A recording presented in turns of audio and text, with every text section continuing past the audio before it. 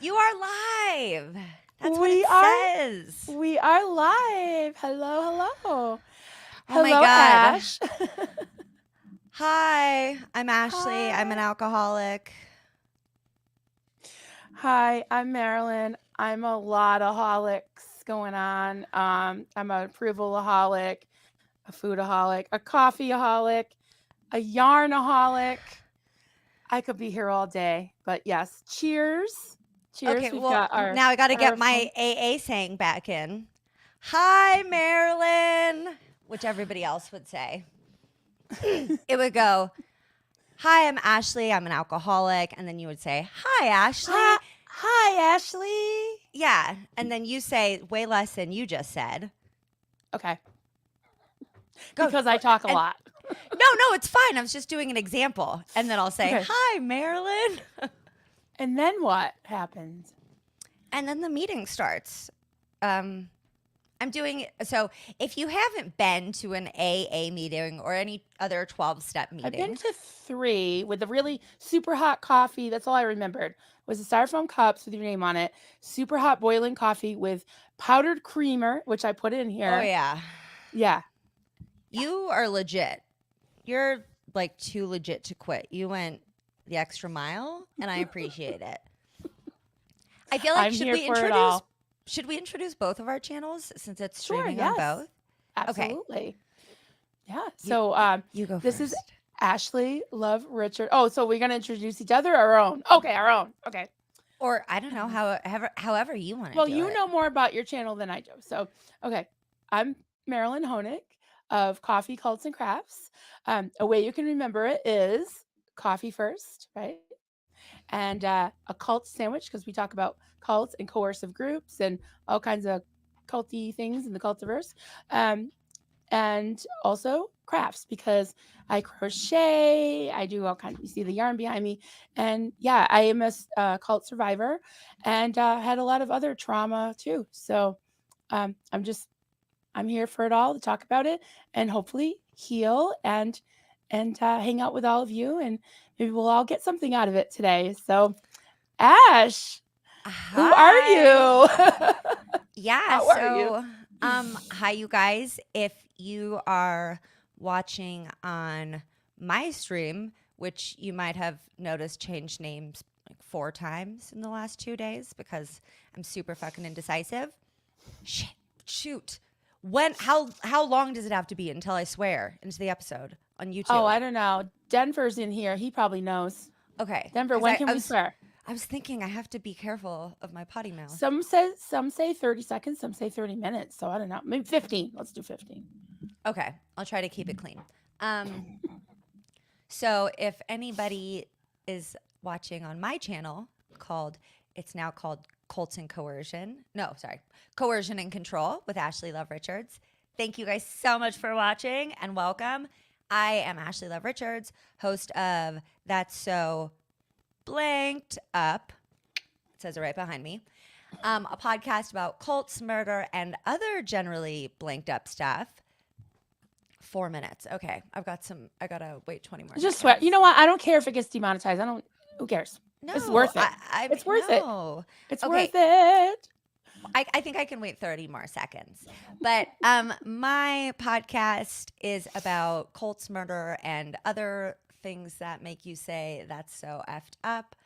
It's been going on for 3.5 years. We have almost 400 episodes, and at least 80 of those are about cults, coercion, or high control groups.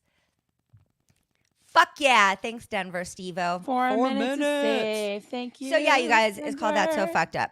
And yeah, if you're on Marilyn's channel, hi you guys. Thank you so much for joining. I'm super excited to share my AA stories. I've had a lot of very interesting revelations lately, you might say. Oh, there's that word. I'm going to write down every time you say a Bible word. Oh, I love it. I'm going to write love it down. that. That's so fun. Okay. And yeah, so over 80 of the episodes are on cult-like groups. I did say that I said in the description of my channel that I would explain in the first episode why it's not called cults and coercion or cults and control or anything like that. I'm actually trying to move a little bit away from the word cult unless it's referring to Michelle. I mean, some cults are just fucking cults, right? Like NXIVM, Yeah. Scientology. We got to call a cult a cult.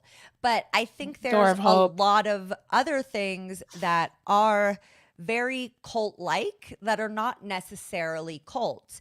And even some of the groups that are cult-like can be positive, dare I say, which I will talk about AA.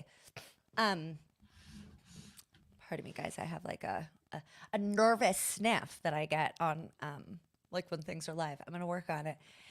So You'll get used to it. yeah, so I'm trying to kind of talk more about groups that are coercive, high control.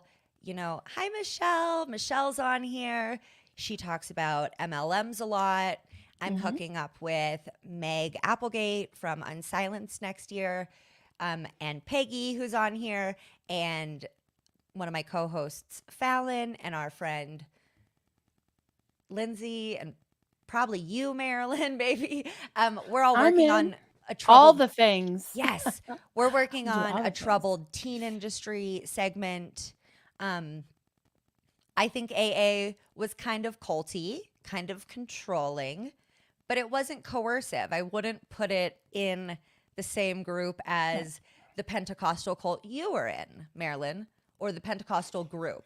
Yes. And I also think that it's very up to everyone whether or not they think they were in a cult. I heard something really interesting on shit, I can't remember the name. It's a podcast. Why am I doing like the politician hand, you know? Like this is America. You're serious. We love it. Serious shit. Yeah. Anyways, gosh, I lost my train of thought. So I want to start. Oh yeah, I heard an interesting thing. People said it's up to an individual whether or not they were in a cult, and I thought that was so interesting because maybe you went to a lower level Scientology and NXIVM course or NXIVM course, and it helped your fucking marriage, you know, or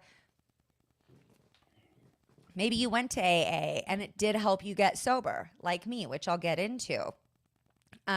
Or maybe you were in a very high control religion, but you were only in it for a little bit, or your parents, you know, were like kind of, oh, we claim it, but we don't really do it, you know. I think it's really up to people's own experience whether they were in like a cult or not. And then we make a joke on my podcast all the time. It's not a cult, it's just a podcast, but really it's a cult. We are pretty fucking culty. We went on a retreat to Florida together. Some of the editors and researchers and our girl Nikki, who's just a fucking hype woman. And we all just like, we're like, well, you know, maybe somebody will get murdered because we don't fucking know each other. You know, Peggy was Right. there. Yeah. And we were going to get matching tattoos. And I was like, well, that's culty as shit. And we would have done it, but we didn't have time. Yeah. So, Well, I mean, I've got merch that says never in and all that. My kids don't know what the hell supreme ruler means and all that, you know? It's like there's even you know, even anti-cult language and inside jokes and, you know. oh yeah, all which that. I will get all into. I love this message comment from Michelle that I just did that. I just put You that did up, you it. guys. You That was did. exciting. See, you're learning so fast. I You're did learning so fast. She says, Ash, hey, I lost 85 pounds in beach body and it really helped my chronic pain. But importantly, I've kept it off without the cult shit, which is a There you go. great segue Yeah. because I do think that AA for me in the beginning was incredibly helpful. I actually would probably say that it saved my life at a point. I was desperately alcoholic, ruining everything in my life. I don't know if you can put up that picture that I shared with you, Marilyn, or Oh, if that's like yeah. Hold on. advanced. Just give me I a don't know. minute.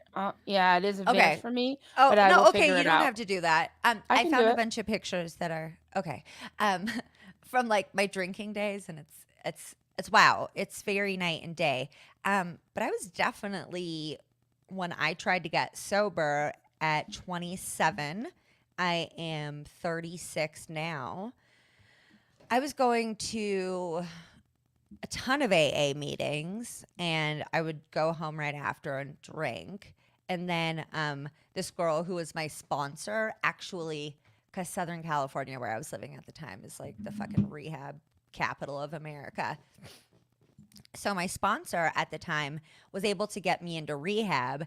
And what's up, guys? Real alcoholic. I went 4 times, okay, and I did sober living. So bring it, right? But I don't think there's anything wrong with that. I feel like I'm very fortunate to have been able to do that. Rehab centers, I don't know if they still are, but 10 years ago, they were really good at scamming insurance companies out of money by charging insane amounts for drug tests and stuff. But once I See that? wasn't, oh yeah, hey, there's some Ashley pictures. They're kind of blurry, but Oh, they're yeah, blurry. a Yeah, I lot don't know of how to no. Oh no, it's okay. I fix mean, them. they were blurry already on my end. Okay. These are Facebook pictures I found from like 10 years ago because I was just pretty shit canned around the clock. So, in rehab, they definitely push 12 steps a lot. And I think that AA was super important for me. Like I said, I also did NA for a while because in rehab, I knew a lot of addicts and I kind of liked the NA meetings better. People were like a little bit rowdier. And that was like, I dug that. And I went to, what's it called? ACA, Anonymous Children of Alcoholics or something Oh, like that. But it's like Al-Anon, but Al-Anon. Yeah. it's if you're specifically a parent of, specifically a Child child of a of an parent. Right. alcoholic, of a yeah. Yeah, So that's good. um, I grew up with a mother who was an alcoholic and was and is an alcoholic. And I mean, I'm still an alcoholic. I'll never say I'm not an alcoholic. Like, I should never, ever touch a fucking drink in my life till the day I die. Like, I know that for a fact. And so my mother is an alcoholic, and I'm not a doctor. Adult children of alcoholics. Thank you, Faye. Adult children of And alcoholics. Michelle. Okay. And so, you know, I'm not a doctor, but she does show a lot of narcissistic tendencies. And I have complex PTSD and I have panic disorder. And most of that is as a result of childhood trauma that has continued like throughout my life with Right. family. Also, so I definitely want to say that if you've had continuous trauma and you're like, wow, I feel like I have ADHD and depression and anxiety and possibly OCD and maybe borderline. If you feel like you have all the things wrong with you, you might have Yeah. CPTSD. I'm just saying, guys. It was really awesome for me when I was able Thank you for to. that diagnosis right here on screen because I'm just like, yep, yeah. Oh, okay, that's what it is. Well, thank you, Well, Dr. Ashley, because it's true. it was so good for me to It is. understand that I didn't Yeah. have every possible fucking disorder in the book, and because generally PTSD is if you see somebody die or you experience something life threatening, if you kind of have like a singular incident that would fuck anybody up, a lot of people do experience PTSD at some point in their life. Right. But Oh, yeah. CPTSD is complex. and it's generally as a product of, like maybe having your family die in a fire that your aunt accidentally set, and then like experiencing homelessness, and then like going into a cult, and like I don't know. That seems like a Something lot like, of yeah, trauma, and like it might end up being kind of complex. So it's complex enough to try to tell the story. yeah, did I boil it down pretty good? In Pretty like much, a yeah, that's good. 10-second. Can you write my book? Because I'm having trouble with it. Oh, everybody's like, I love that everybody's just like out there, or a lot of people are out there writing books. I'm like, that sounds like I'm not. so I haven't even fucking much written one work. thing. Well, it's okay. You're telling your story in a different fashion. Let's So see. I I don't wrote necessarily. Revelations. There we go. Revelations. I realize that I say so many biblical things all the time. I'm like, well, hopefully this is a really fruitful collaboration. And I'm like, oh my God. No, I just will. And like today, instead of saying like, oh, I had some really interesting insights, or like, damn, some shit came to me, I was like, I had some really interesting revelations. And I was like, you have been spending way too much time with Christianity, Ashley. Even the title what's is up, like Christians? fellowshipping with Ash. People are feeling called out by me. That's okay, you guys. That's us bonding. I love it. Trauma bond. So I feel that why am I doing this? I feel so okay. I don't know what to do with my hands, So I do think that alcoholism is genetic. I feel that it is something that you have a possibility of inheriting, not necessarily. And I do think a lot of it is nature versus nurture. Can you have alcoholic parents who treat you like shit, and thank you, witness, and still turn out to be a pretty cool person? Maybe. Yeah. Can you have alcoholic parents who like manage to do a pretty good job, and then you still turn out to be a raging alcoholic and whatnot? Totally. But I mean, when you already have the genetics and you're raised by an alcoholic, you're predisposed to it. And then you get mental health issues right around the time that those pop up. And you have a lot of issues at home, then it's pretty likely for you. And you have an addictive personality, because I could list so many things that I'm very addicted to. And Marilyn brought up, I loved it, the styrofoam cups, because it's like a rite of passage when you get sober to drink a lot of shitty coffee and take up smoking, whether it's 1950 or 2023. So I wanted to, I guess, explain first a little bit about why I'm not going to fully avoid the word cult on my channel, because I think some things are just fully fucking cults. But I think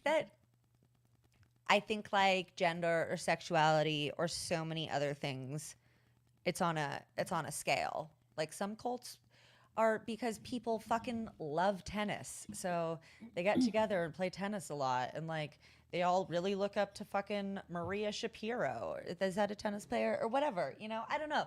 Like things get culty. Think about all the bands that people like legit just like follow anywhere they go. They wear their shit. Like, what do they call the Taylor Swifties? Swifties. Yeah. I love Swifties. I love you guys. I love Swifties. I love Taylor. But like, holy shit, that is they're voracious. So culty. So culty. But that's okay, because as long as you're not hurting anybody. Unless your cult is coercive and high control, you're probably all right. And coercion and high control is all around us, from, like I said, the troubled teen industry to the MLM industry to religion to 12-step programs. It shows up as cults, that can be bad and coercive, show up everywhere. Again, like one-on-one relationships with narcissists can be considered a cult of one.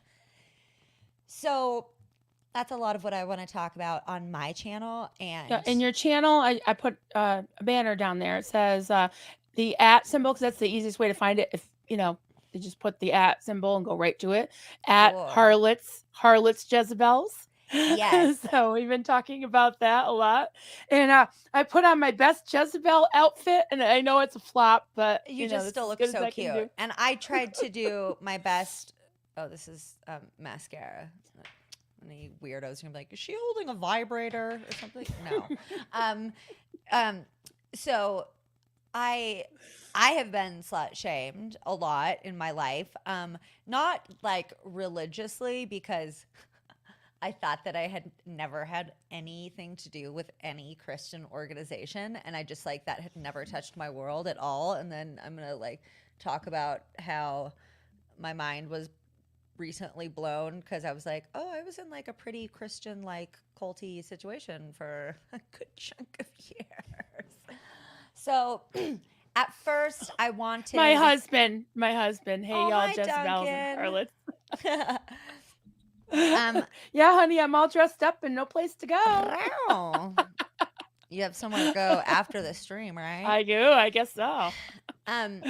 So at first I wanted to I just started thinking about slut shaming a lot after actually I was listening to your live with Doug, and you were talking about how you were called, you said your 7-year-old was called a Jezebel.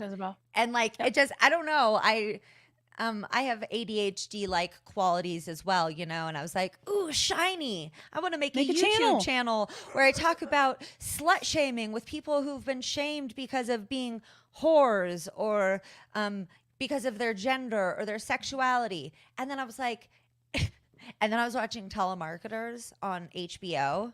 It's a really good documentary about the biggest telemarketing scam in US history. You guys, it's cuckoo bananas. And my boyfriend was like, United States of Scamerica. And I was like, oh my God, that was genius. I was like, Scamerica. I was like, shut the fuck up. I have to do something with that title right now. And then I was like, you know what? Slut shaming is a form of control, and scams are coercion. I mean, if you listen to my podcast, I play pretty fucking fast and loose with topics because I like to talk about literally just anything that like interests me a lot at that point. And a lot of times it's coercion and control and cults. And lately it's really been Christianity. The Duggar documentary, Shiny Happy People, about the IBLP was just... I got to flash this book to train a child, because it's what our child training Bible, our nice sweet child raising Bible, and it's the same one that the Duggars use. It's disgusting. It's like, I already burned one copy of it, but I just keep this one so I can refer to it. Ugh. Yeah. Evil. If there's a hell, they're going there. Absolutely. And it was kind of on the heels of me rewatching a documentary called Jesus Camp that came out in 2006. You watched that shit? I lived that shit. That was my fucking childhood. You're like, bitch, I was there. Yeah. I'm a sinner. They're like 11 years old, sobbing, asking for forgiveness. No, I swear to God, Ash, in the bowling alley. Hi, I was convicted by the Lord to I just want to tell you that he loves you and he has a plan for your life. Oh my God. You would have made me so sad. I'd be like, and the lady I'm so is like, sorry, I don't want to hear that what was a scene from that show with the little girl, the little 11-year-old girl with the little I know who you're talking about with the freckles. But that's exactly like, you were compelled. You had to like hand out these chick tracts. They were called. Oh, you would have like seen me in the street and been like, yeah, look at that hoe, and you would have had to come over to me and like try to save me. I would have had like a little burqa on. Modesty is really cool. I don't know if you've heard of it, but no, actually it's really funny because I generally wear like men's or like unisex band t-shirts that show like none of my body. But in honor of, the premiere of the channel, because I am going to focus on harlots and Jezebels before I focus on United States of Scamerica, because that's the shiniest thing to me right now, is the slut shaming. Because, my God, that's everywhere. So anyways, that's a long roundabout way, I guess, of saying who I am, why I'm talking about AA, and what my channel's about. I feel like that was kind of the goal, and I did it. Maybe it was kind of long, but no. Yeah, we got all the time in the world. Take your time, and we want to know all the things that you want to share. Whatever you're comfortable sharing, honey. Wowza, you guys, I have witness. Can I get a witness? I love a fucking Can free I get t-shirt. a witness? But not when they give out those shitty ones. I hate that. I had a shirt that you could literally hear how not soft it was. My boyfriend What said did it do? that. Like crinkle? What is it? Crinkle? No, yeah, he was like, I can hear how uncomfortable that shirt is. I was like, yeah, I'm going to throw this away. Like, I liked it because of the color, and it was like an antisocial social club shirt, and I liked it, but you see me, I'm like trying to adjust here. I'm so used to being get sluttier. Oh, You're trying to cover it modest up. up. I guess so. Okay, Mena said suits my ADHD brain, and all my friends who have ADHD say that I have ADHD, but complex PTSD also presents a lot of things, and so my therapist, who's the bomb, is like, I don't know if you need to like have another thing, maybe let's just focus on therapy. And I was like, ew, fine. So let's go. Okay. I would love to start this part of that, now that we're like really starting the AA section. I'd love to start it off with the prayer with the prayer. Which one? The Serenity or the Our Father? Oh, the Serenity. Can we do it together? Oh, I might know it. Yeah. This is from heart. This is from memory. God, grant me the serenity to accept the things I cannot change. The courage to change the things I can, and the wisdom to know the difference. Wisdom. Okay, I didn't know if it was wisdom. And then it's like in the God, in the glory, amen. There's like a bunch of shit after that. I wish it was like the one thing. For thine is the kingdom, the power, and the glory forever. Amen. That's yes. Our Father. Yeah, that's Our Father, art in heaven. Hallowed be thy name. Not do you know that one? Religious at all. Do they say that too? Bitch, that's Father? What we open. Yes, we say Our Father, the Lord's Prayer. Okay, let's go through. You want to go through it? Let's go through it. No, we're going. Okay. But I think let's take turns because it's hard for us to sync, I think. Okay. So you do the first half, and then I'll like jump in on the second half. Okay. I'll jump in at the forgiving. Okay. So we also witness. I would, but we gots to show how godlike this program is, or how centered it is around God. Because do they leave the God parts out in some of the AA meetings that you went to? I mean, they maybe say Our some. Father. I mean, every group is self-sustaining and blah blah blah. Do they say we're not preaching at anybody, you guys? We're just trying to. Yeah, no, it's God. This is your experience. So every AA meeting you went to, they would say God. The Lord's Prayer. They would say that you would open every meeting with the Serenity Prayer. Sometimes you would close with the Lord's Prayer. Not always, though. But, bitch, I had that shit memorized because I said it enough times. You know what I'm saying? Okay. Yeah, we're not trying to I don't think anybody's offended. You're so sweet. We're not trying to offend anybody. I'm looking at the comments, and I really don't think anybody's offended. You're so cute, Marilyn. I'm like, whatever, fuck it, let's go. Um, um, We're just talking about your experience and, yeah, yeah. and like I said, I'm not shitting all over AA. It saved my life at a point. Like your girl needed the accountability. She needed that sense of control. Like I said, I feel like that's why, cult is kind of like such a slippery word, because you could have been in a cult and you could have had a good or bad experience. Is AA pretty culty? Yes. Does it save millions of lives? Abso-fucking-lutely. Do some people probably need that much control and structure? Yeah, I know a couple. So, and maybe not for life, but like maybe in the beginning, Tampa says AA is higher power, not God. Not God. Right. Well, That's what I thought. they do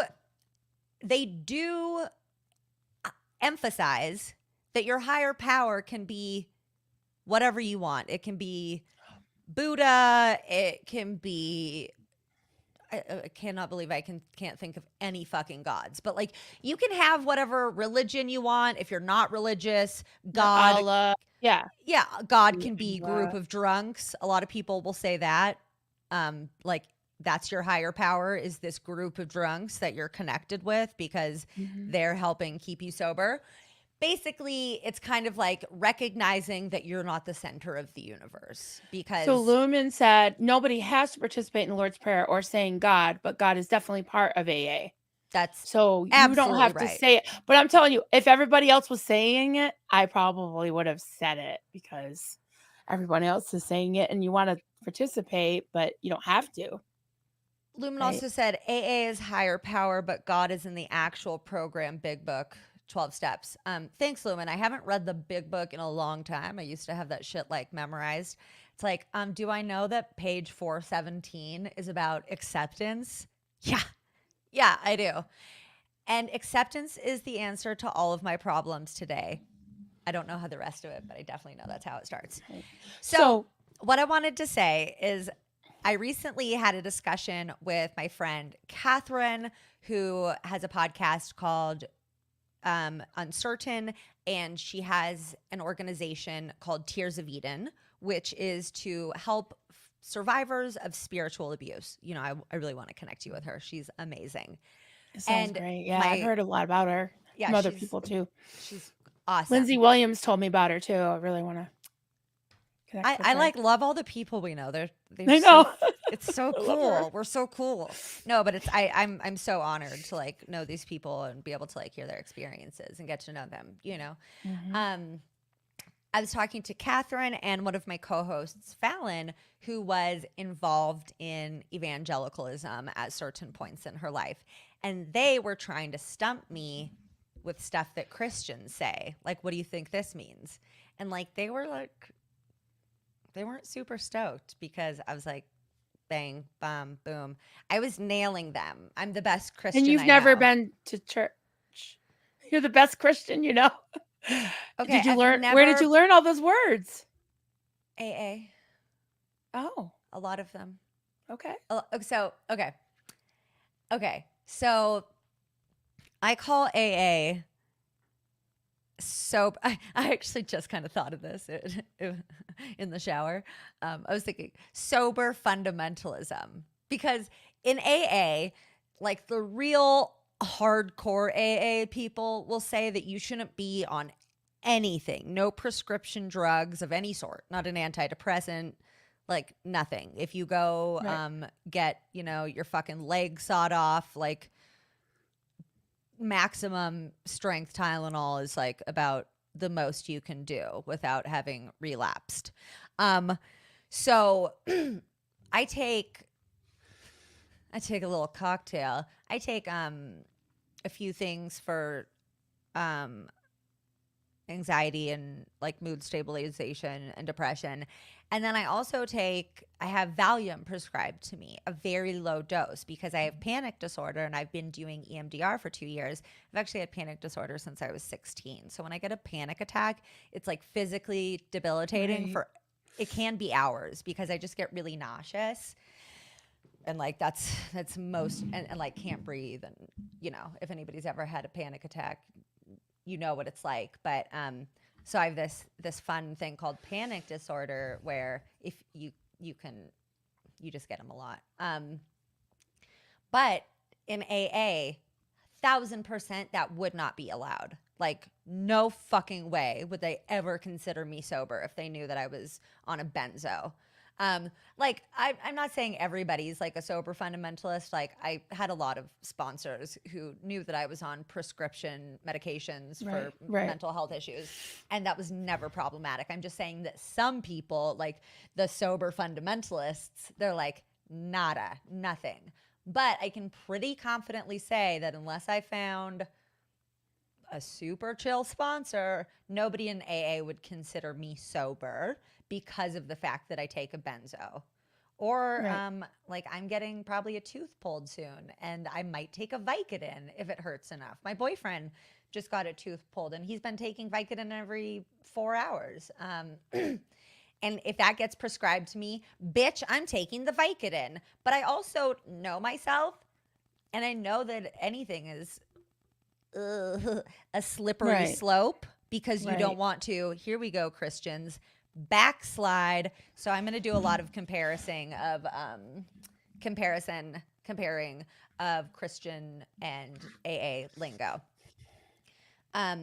Also, I smoke weed, and that's mostly, it's for anxiety, but it's also recreational. Like, I like, life is hard. Fuck. Like, I just want to chill out a little bit sometimes. And obviously a glass of wine or anything is not an option for me.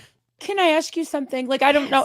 I'm pretty much, I've only been to 3 AA meetings, and all I know is that they say, hi, I'm so-and-so, I'm an alcoholic. You're supposed to be anonymous. They say some nice, things, serenity prayer. They some people tell their stories, and you drink really super hot coffee with powdered cream. That's all I know about AA, really. I also know that it really does help a lot of people. And, but like, what's the oversight? Like you're saying, unless you get a really chill sponsor, like, are they trained by the organization? Oh my God. Like, no, that's so funny. Look, I'm going full on into AA lingo, and you're like, what the fuck is a sponsor, and what do they do?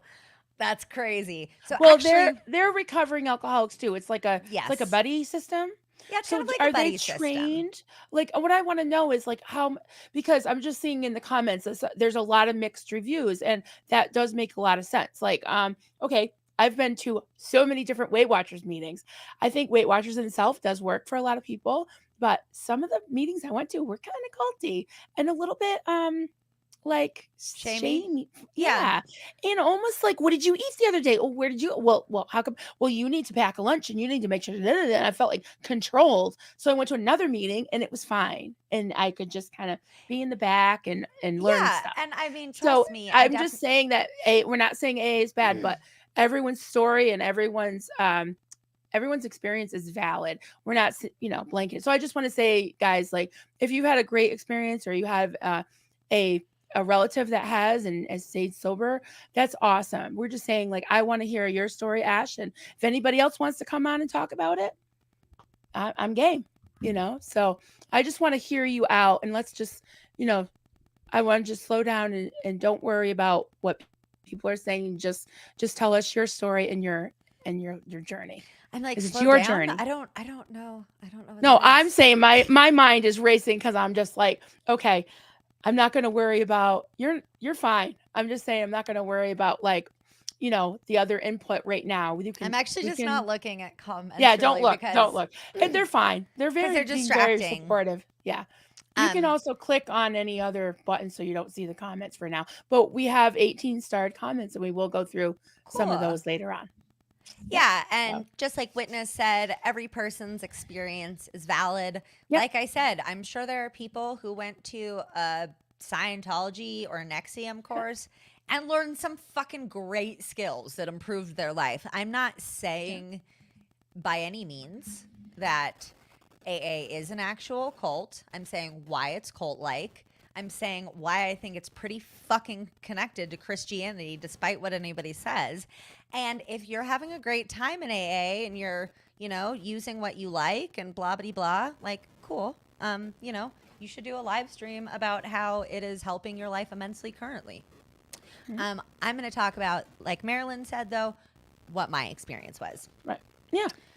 Also, if you are getting sober without going to rehab or detox first, like generally a sponsor wouldn't recommend like, oh, you should go to detox first. They're just like, you just need to like stop drinking, pray, get together with another alcoholic, which can be super fucking dangerous because for a lot of alcoholics, it's not really safe to go off alcohol cold turkey if you've been Right. drinking Yeah. consistently for Yeah. years. Right. So a little bit back to the serenity prayer, which we start every meeting with, which we did. I don't go anymore. Theologian, which I looked up. It's a religious person. Reinhold Theologian. Yep. Niebuhr reported to have used the prayer. Then this woman from the American Young Women's Christian Association changed it a bit. Then it was picked up by a few papers. Then it was in the Young Women's Christian Association periodical, the Women's Press. And finally, it was published in a Christian student newsletter attributing it to Niebuhr. Oh, and also appeared in additional American and Canadian newspapers in the 30s that were associated with some individual women, but often with the American Young Women's Christian Association. Yeah, Young Women's Christian Association. So the Serenity Prayer is like straight the fuck up Christian, and don't tell me it's not. The Lord's Prayer, that's how we close it. Let's get back to that really quick. Okay.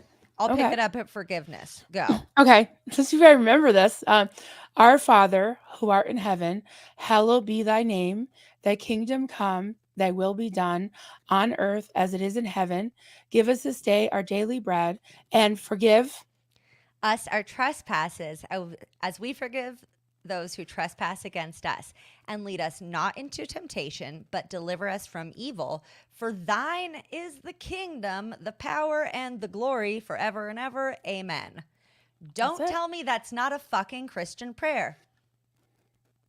Or I'm out. I'm sorry. I'm going to get feisty. Like, I think everybody should do what they do, but like, this is a pretty fucking culty religious organization, and they do really stress like Young Women's Christians Association. Yeah, I don't know if it's still around, you guys, but it was hot in the 30s apparently. So all the meetings you went to different meetings, and they said that prayer every single week. We always said the Serenity Prayer. Yeah. We some meetings said the Lord's Prayer, and some meetings did. So to you, it felt very Christian, like you were. No, at the time. Oh, you didn't know? Okay. At the time, my mom was like, that sounds really religious. And I was like, you don't get it. Okay. Like, you know how people in cults do. They're like, you don't understand. You just don't understand. It's not at all religious. And somebody points out that they are in a church, which may or may not be relevant. It's often because churches will give the space for free. So that's not actually something that I thought was super relevant to talk about. Some people who are more like sober fundamentalists will say alcoholic, Ashley, because they're an alcoholic before anything else in their life, before they're Ashley, before they're a podcaster, before they're anything. They called you alcoholic, Ashley? No, some people will introduce themselves like that. Oh. Like alcohol, not hi. Hi, I'm Ashley. I'm an alcoholic. Some people will say alcoholic, Marilyn.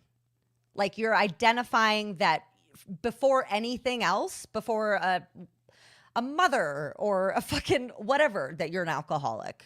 Because you always need to remember that like alcoholism's gonna get you, and you need to remember that first and foremost, you're a fucking alcoholic and you're powerless over alcohol. And that AA is the only way to stay sober.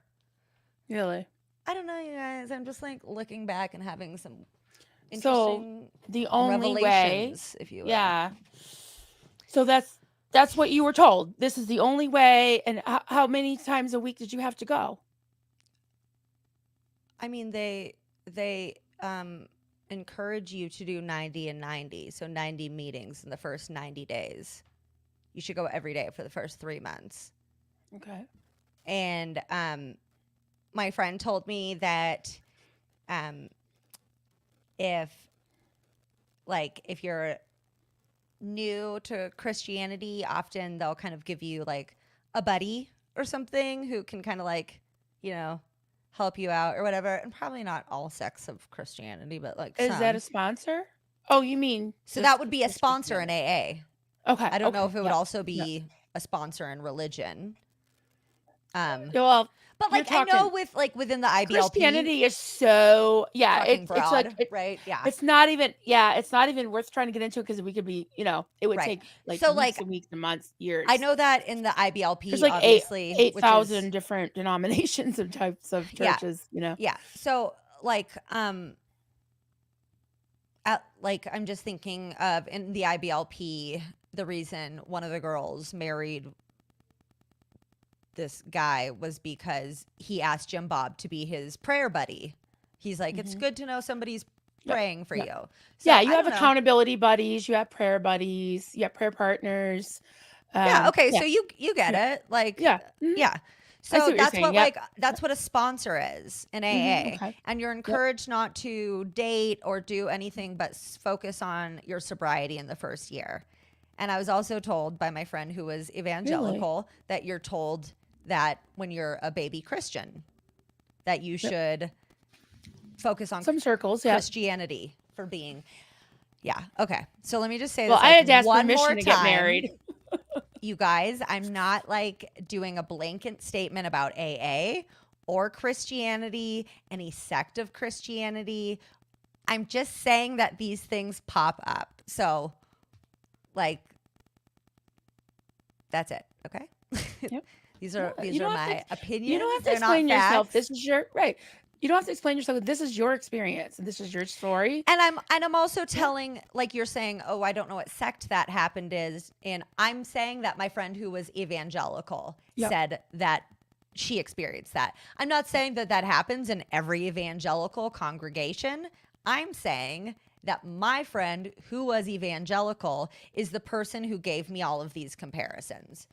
So, well, and you have somebody that witnesses or, you. Let's put down witness, not with an I like our friend witness or an H, WH, but WIT. Oh, well, I heard about witnessing and testimony, like how your life was bad and then how AA or how Christianity made it better. Do they say testimony in AA? Do they say the word testimony? Did you know what it was? I don't know, but people definitely get up and talk about like how their life has improved since AA, and like a lot of times in NA people will talk about their drug addiction and and I'm not actually grasping for straws. You can leave. You're doing great if you're not a fan Hey, of listen, what I have guys. to say. All right, listen, guys. Guys, okay, I just want to say something. I know we have some mods. Just please be respectful, because if you were up here telling your story, I wouldn't want anybody to like I disrespect your said, story. if you had a great It's okay if you experience don't have to in AA, agree. that's fucking awesome. Keep You enjoying don't have to it. agree. You don't have to agree. Yeah. Okay. Thank you. And like I said, AA saved my life at one point and saves a ton of lives. So just like, yes, stop. All right. Also, like Bill Gothard and a lot of other pastors, there are pictures of Bill Wilson hung in a lot of rooms where there are AA meetings held. There are a lot of AA speakers that have like kind of culty followings, like mega church pastors. It'll be like, oh, did you know that Marilyn Honig's gonna speak at One Light tonight or whatever? And then you'll go fellowship after and talk about like how awesome the meeting was. I also heard that fellowshipping is very popular in Christianity, some fucking sects. Some people say it, some people don't. Okay. we always said also, fellowship. We have actually, there was a room called the Fellowship Hall, even in the Uh-huh. mainstream church, and, there's also, in the Bible, it says, "Do," and this is why my family and different people that I know that I grew up with, have an issue with me not going to church, because you're not supposed to abandon the fellowship of the brethren. So if I say I believe in God, I believe in Jesus, I have my own, relationship with God, and which I have said before, I don't know about that anymore. I don't really know what I believe anymore, but I would say I don't need to go to church. Well, no, you do, because you're not supposed um to abandon the fellowship of the brethren. That's in the Bible. Well, there's different translations, but that's definitely a word. So there's this idea of you have to be a part of the group. And I understand, the accountability thing and all that, but to me, organized religion, organized anything isn't my thing anymore. Just isn't. No, and like I've said repeatedly, if it is your jam, fucking awesome. I'm super stoked for you. It's just not Yeah. mine anymore. Right. We can like all be right. There's room for everybody's Yeah, exactly. experiences here. Yeah. Yeah. Yeah. So, okay. Um I know backsliding is a thing that's often talked about in some religions. I'm going to just say Mhm. that so I can piss people off less. And when, like, if you're, kind of sliding back into sin or secular type shit, like in Yeah. AA, I don't know if they I would was say always backsliding. backsliding, Yeah. but it's I like was a backsliding in my heart. Yeah. well, you might say, like, Marilyn started hanging out with normies, and I think she's going to go out again. Like, so a normie would be like a non believer, and I'm afraid she's going to go out again would mean like, I'm afraid she's backsliding. And because you're either in or out of the program, there's one way to stay sober, and that's AA. And you're either fucking in or you're out. I smoked weed, went to a meeting, told that I was out. I said, no, I'm fucking not. And they insisted that I was. So I said, fuck you, I'm going to go do cocaine, which is another thing that I think is dangerous.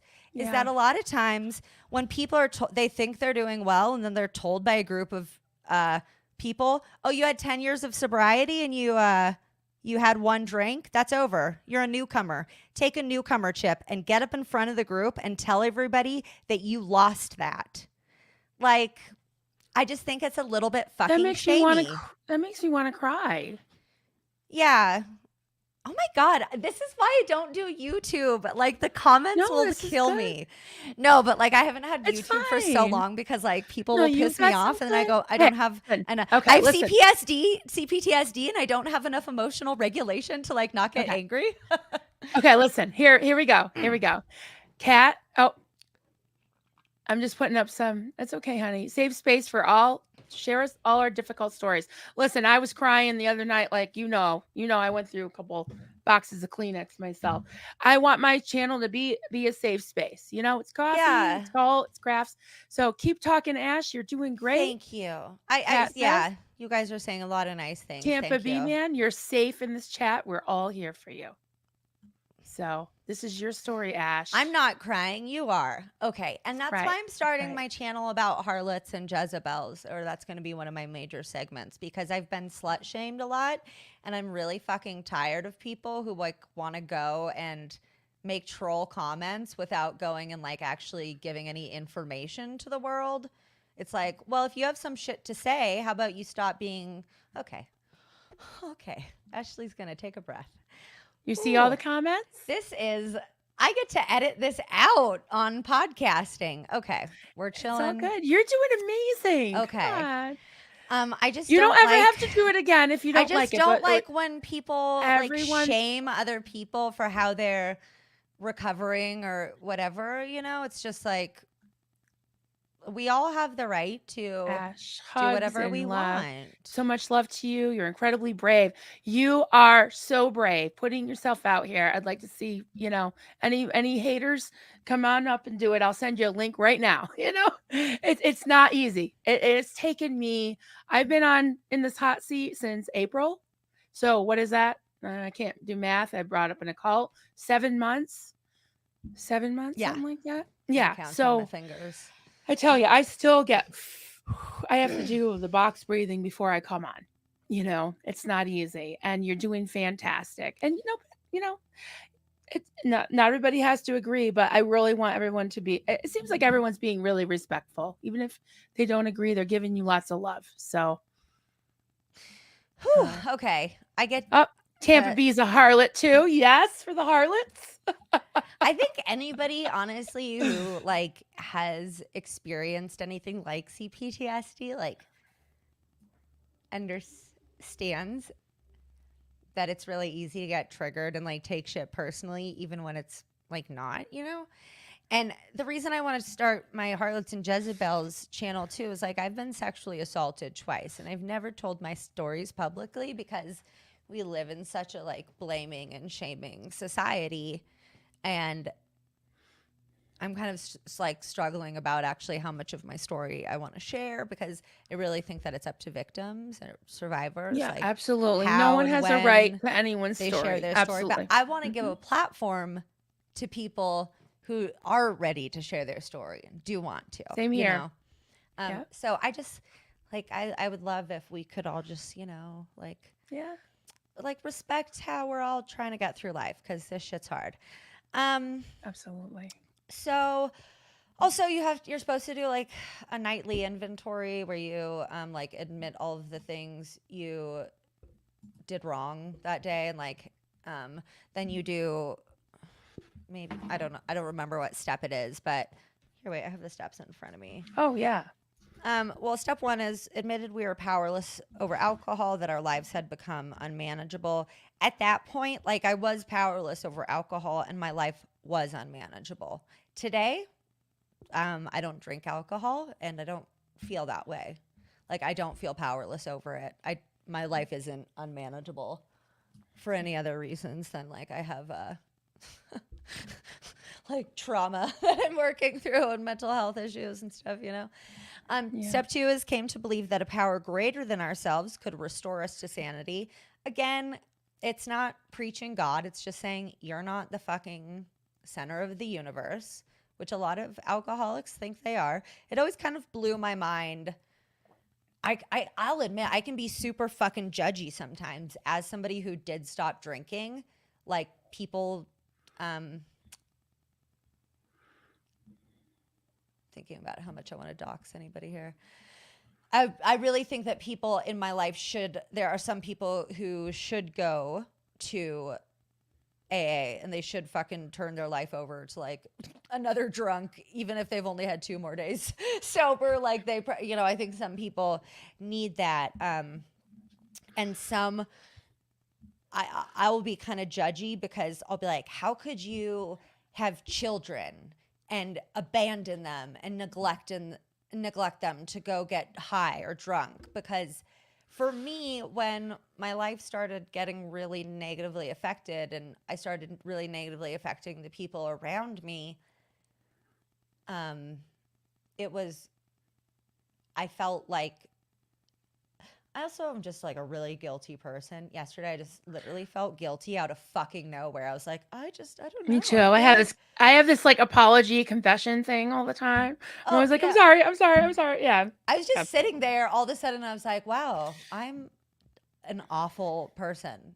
Like, you know, No, you're um, not. but yeah, there's that ADHD brain of mine. Like, where was I?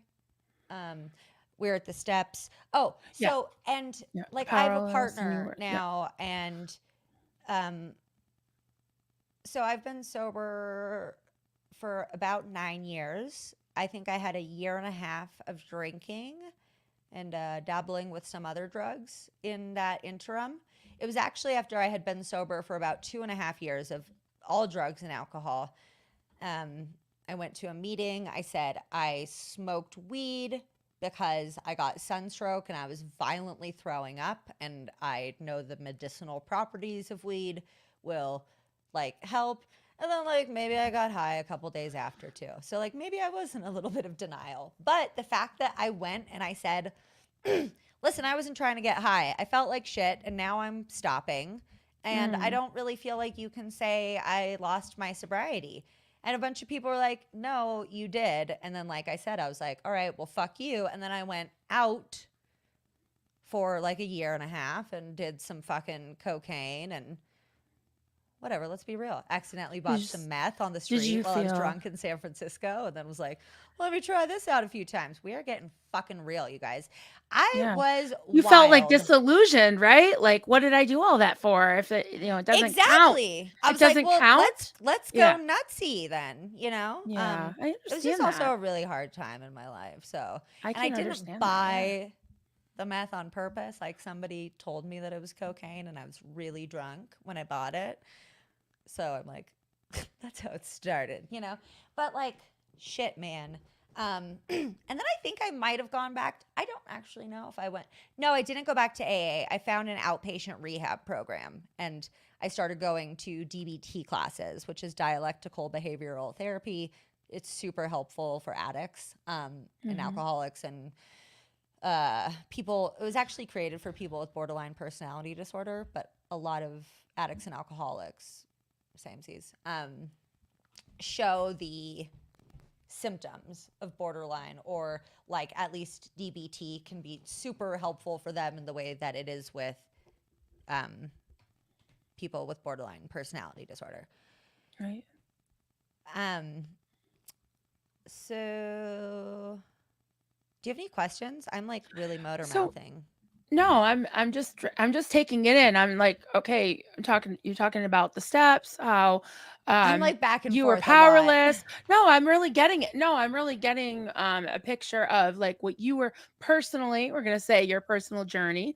I can totally understand that because the backsliding thing where like I was always working to try to be good enough that, like in my whole Christian, even when I was younger in the quote mainstream church, like I never felt like I could totally toe the mark and do get with the program completely. So if I went on like some kind of like binge and I kissed a boy or had sex or something, I felt like I was like starting at square one. Like God hated me.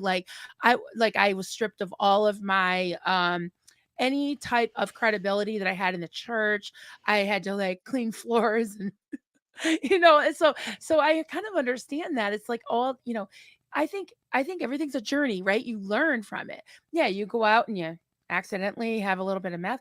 I don't think it completely I don't think it completely negates the 2.5 years that you were sober.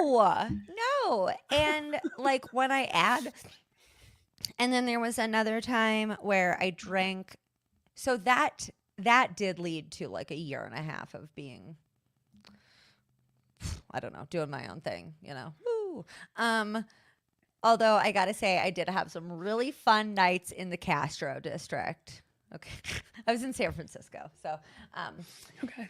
um, I just gotta throw some shit in to lighten it up once in a while. I'm like joke time. Listen, everyone knows that watches me regularly. I am super dark. Like I mean, I'm bright and cheery, but I laugh at things I shouldn't laugh at because we are. I'm gonna say it. We've been fucking traumatized. I think there's something in you that like I wouldn't survive if I couldn't laugh at shit. If I couldn't, just say something that's inappropriate. So I'm inappropriate sometimes. That's just how I am. Yeah. So over the last 9 years, I did go out for that year and a half. Go out. Somebody asked, how is radical acceptance in DBT different from acceptance in AA? Which is that acceptance in AA is that you're powerless over alcohol and um, that your life has become unmanageable and that like you need a higher power to restore you to sanity. Radical acceptance in DBT has really nothing to do with addiction. It has to do with accepting situations in your life for what they are.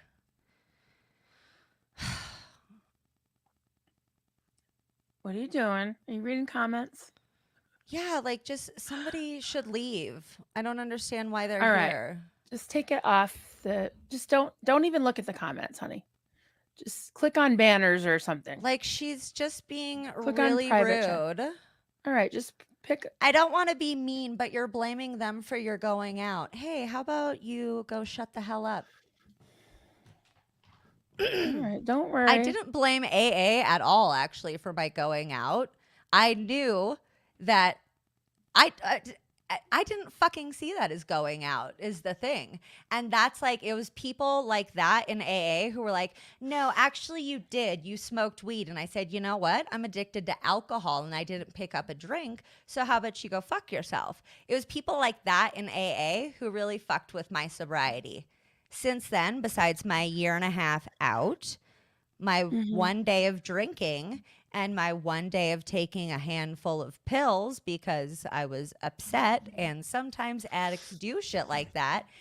I haven't fucking drinking in 9 years. So I'm not really into people telling me about my sobriety or if it's good enough or if they fucking agree with it. I don't see. I'm acting let me like, just say, like, Ash, I don't give a shit. You're okay, honey. I do No, give a shit, and obviously. I But it's understand. people like that is the reason that I never fucking went back and why I'm talking shit.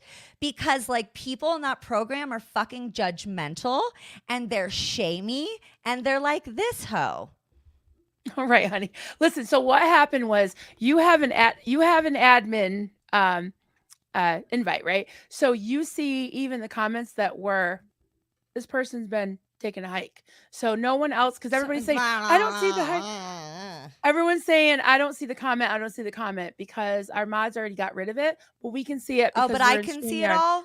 Oh, Just I because hate you're that. an admin. Because you're an admin. So over on the right, I don't want to see that shit. All right, okay, I'm going to go over here. You see comments, banners. I'm sorry, you guys. Somebody in the chat is like super triggering me because they're already gone. Mean. Yeah, they're already gone. They're gone.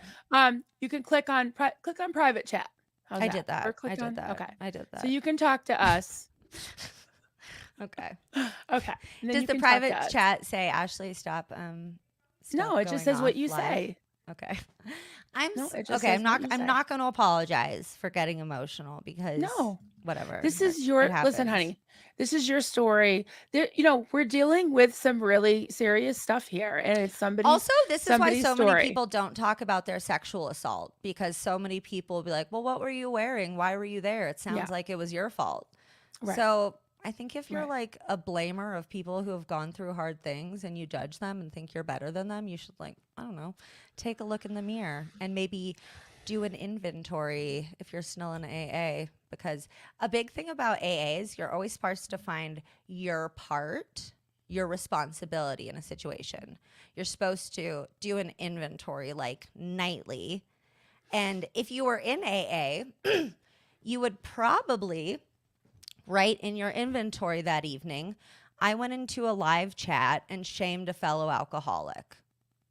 Because you're supposed to write the things that you do that aren't cool. And that's why I don't like a lot of people who are like up on their 12 high step, It's like and that's the culty shit I'm talking about. When people are in a culty group, they fucking defend it hard as shit when anybody comes for it at all. Oh my God, I got so many negative reviews when I talked about MLMs. So many fucking Huns were like, Amway did amazing things in my community. And it's like, okay, and it also ruined millions of lives. Like, why are you here? Yeah.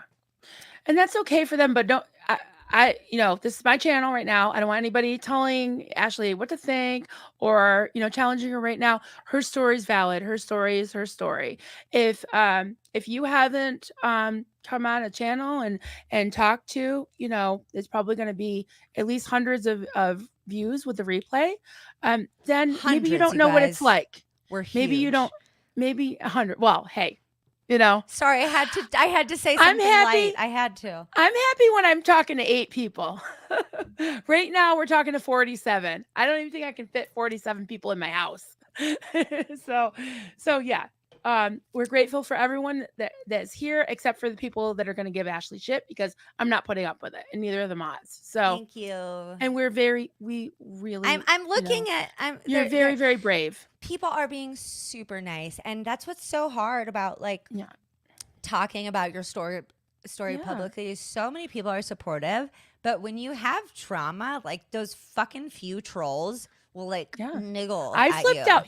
You saw me flip out on a troll the other night I because I was know. like, And I was like, I was, and it's funny because I couldn't stand up to Marlene, or even I gave her the discount on the luggage and all that. And I can't, somebody I know, I can't like, but there was just this random troll that was messaging me on Facebook saying, don't do this. Don't talk to Doug. Don't get off the stream, blah, blah, blah. And I was just like, because I just flipped out because it's like, I'm bearing my soul here. And someone's telling me, don't talk, and I'm yeah. like, I'm going to talk if I want, so I'm going to this is talk where louder and cuss more now.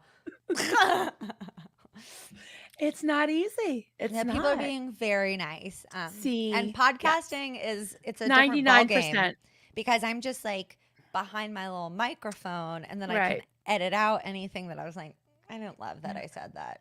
Yeah, and you know. everyone's right here. It's like petty people, nothing They're better to there. do. You guys, Everyone's there for so you. let me, since I took so long to acknowledge the trolls, can I just say, like, thank you to everybody who's on and being super supportive. Love you. Yes. That's really nice. I really appreciate that. Yeah. So one of the other things, in addition to Bill Wilson, the founder, in addition to his picture being up in a lot of rooms and his birthday being celebrated, also the first chapter is Bill's story. The first thing you learn in Alcoholics Anonymous is about Bill W., the founder. What's his deal? Okay, Whatever, well, his personal. No, actually, let me tell you about AA's origins. So AA actually started with a religious group called the Oxford Group. So this is on AA.com, you guys. And we can put the references afterwards and the descriptions if anybody wants to look them up, maybe wants to delve more into it. So the Oxford Group was a religious movement popular in the US and Europe in the early 20th century. They practice a formula of, and this is all quotes right off the website, guys. They practice a formula of self-improvement by performing self-inventory, admitting wrongs, making amends, using prayer and meditation, and carrying the message to others, which is a lot of the basis for AA. And then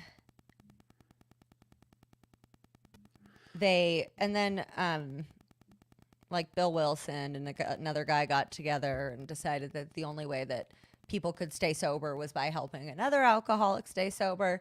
And again, I will witness or attest to the fact that helping other people stay sober did help me stay sober. Like, I had people I was accountable to. Like, I didn't want to relapse because I wanted to like show them that sobriety was possible, Right. And even like I was saying, sometimes I get a little bit judgmental about people not being able to stay sober or clean when they're a parent. And let's say that might be because of some personal experience. And because like when I, took too many pills one day when I decided I didn't want to feel anything, like my boyfriend came home to that and he wasn't super stoked, and I wasn't super stoked that I put him through that, So I feel like I guess I was just really going off on somebody about being judgmental, and I can be a little judgmental too, but I think that's really tinted by my own personal experience, like I'm just like, how could you not stay sober when you have people counting on you, though? But like I do understand that it's just not possible for everybody. Like some people with or without AA or whatever, like they just never get it in their lives. There are millions of people who die of alcoholism, I'm sure, over the years, like it's a very prevalent disease, which I think which it is, in my opinion. Mm-hmm. Yeah. And but yeah, so it did start off with a religious movement, and then they decided let's not bring any type like specific religion into this because we want to appeal to people of all religions. But if you're just tuning in, a lot of what I've been talking about is that AA says it's not a religious program, and sure, maybe it's not, but I mean, you do open every meeting with the Serenity Prayer. You close it often with the Lord's Prayer. Also, just like, watch the replay. I've listed a ton of Christian sayings and phrases and words that are super similar to AA language and concepts. Concepts, yes, not just the language, but the actual Concepts. right, and carrying them out, the behaviors, behavior, information, thoughts, emotions wrapped up in a lot of this stuff, and like you said, disclaimer again, we'll just keep doing this disclaimer. We're not saying that the organization of an Alcoholics Anonymous is bad or a cult, but there's no like micromanaging oversight. It's not a franchise, right? I mean, people can do their own spin on it, right? Like I said, I use the example of Weight Watchers. I went to some meetings that were super freaking culty. I had to get out of there, but then there were others that were more laid back and helpful, super helpful.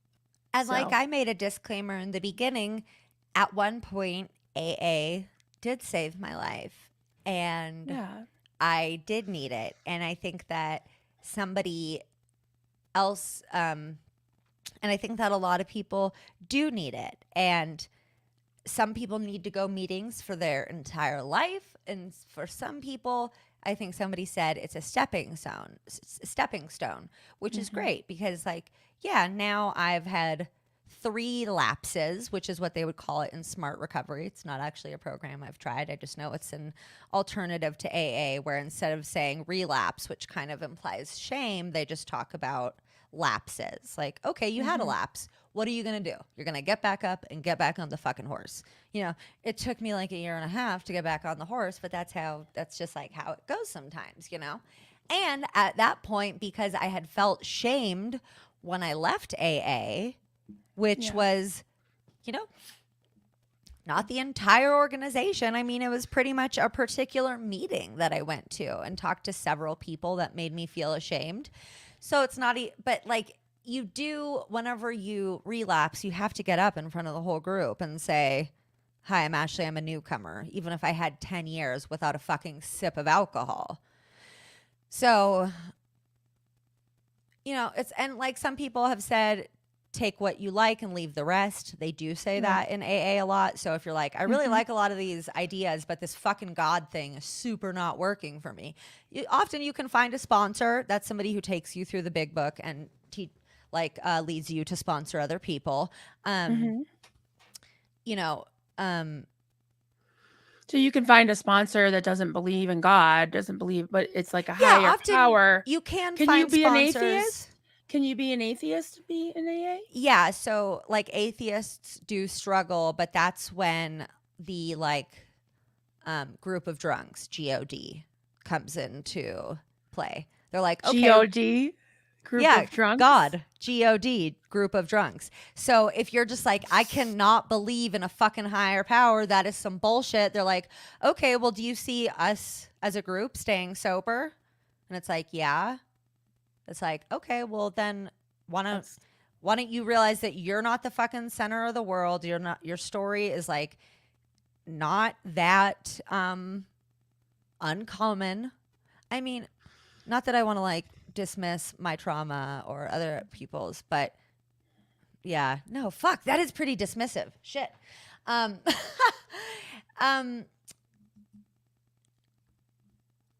Yeah, sorry, I lost my train of thought. It's talking about the atheism and right. Yeah, we've got a bunch of stuff starred. I'll go through them and see what Let me say. Okay, so I've got a couple. Like I said in the beginning, I said, if you if you're having a hard time accepting something, then you'll probably want to go to page 417, paragraph 2, I think. Oh my God. If anybody knows, let me know. And it starts with, "And acceptance is the answer to all of my problems today." Like, so people do kind of like spit big book quotes or lines. I don't know what. Like people will like kind of spit psalms, or what is it when people are like John 32? What is that? Oh, like scriptures? Yes, Reciting scriptures? Reciting scriptures. Sorry, I was reading some of the comments. Yeah. That's okay. I'm like, when they say the thing with the numbers. Yeah.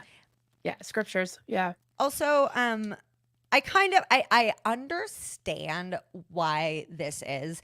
They don't want to change the wording of the big book because it's been helping millions of alcoholics stay sober for over 100 years. So are there scriptures quoted in the big book? Close to 100 years. No, I don't think so. No. I'm just saying that, like, how people will be like, and God doesn't what is it? It's a really dangerous Bible verse. It's God doesn't call the qualified, he qualifies the called.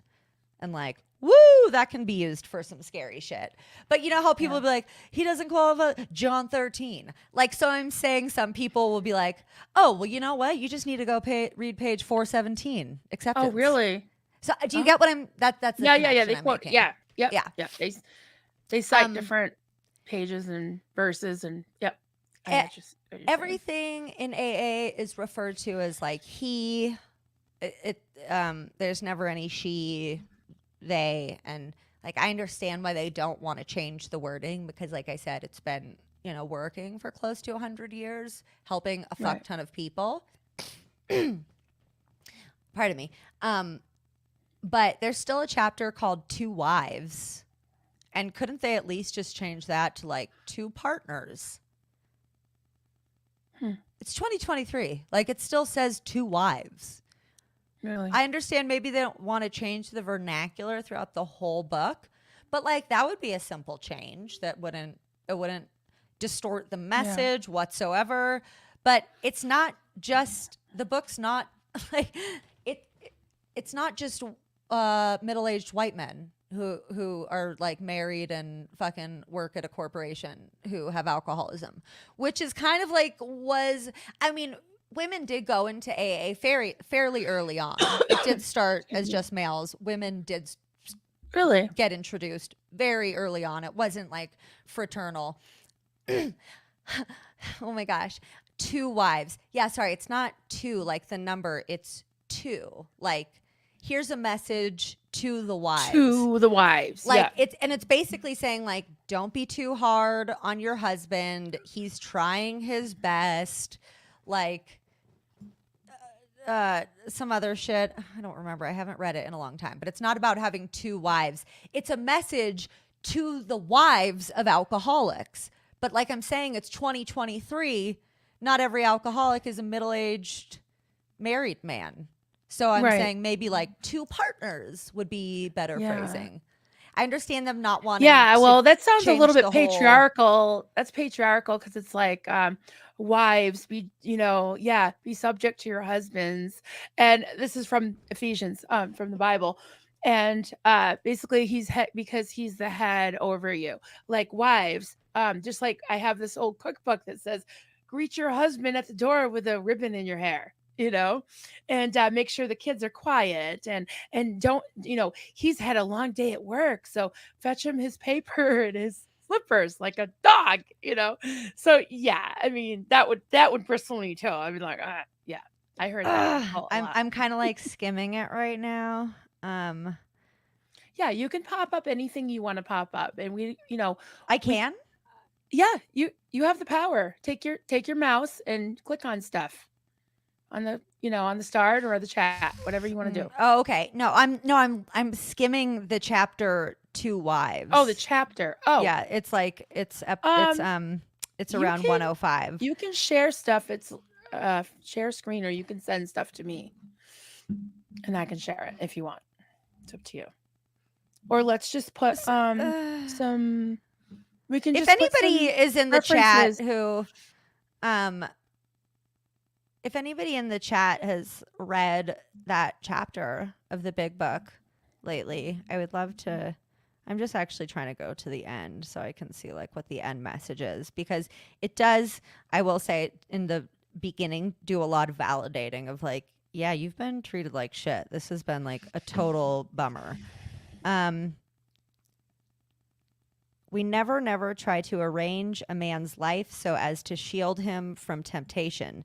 The slightest disposition on your part to guide his appointments or his affairs so he will not be tempted will be noticed. Make him feel absolutely free to come home and go as he likes.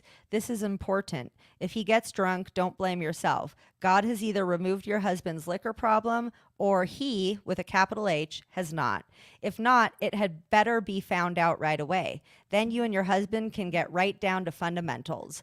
If a repetition is to be prevented, place the problem along with everything else in God's hands. Holy fuck!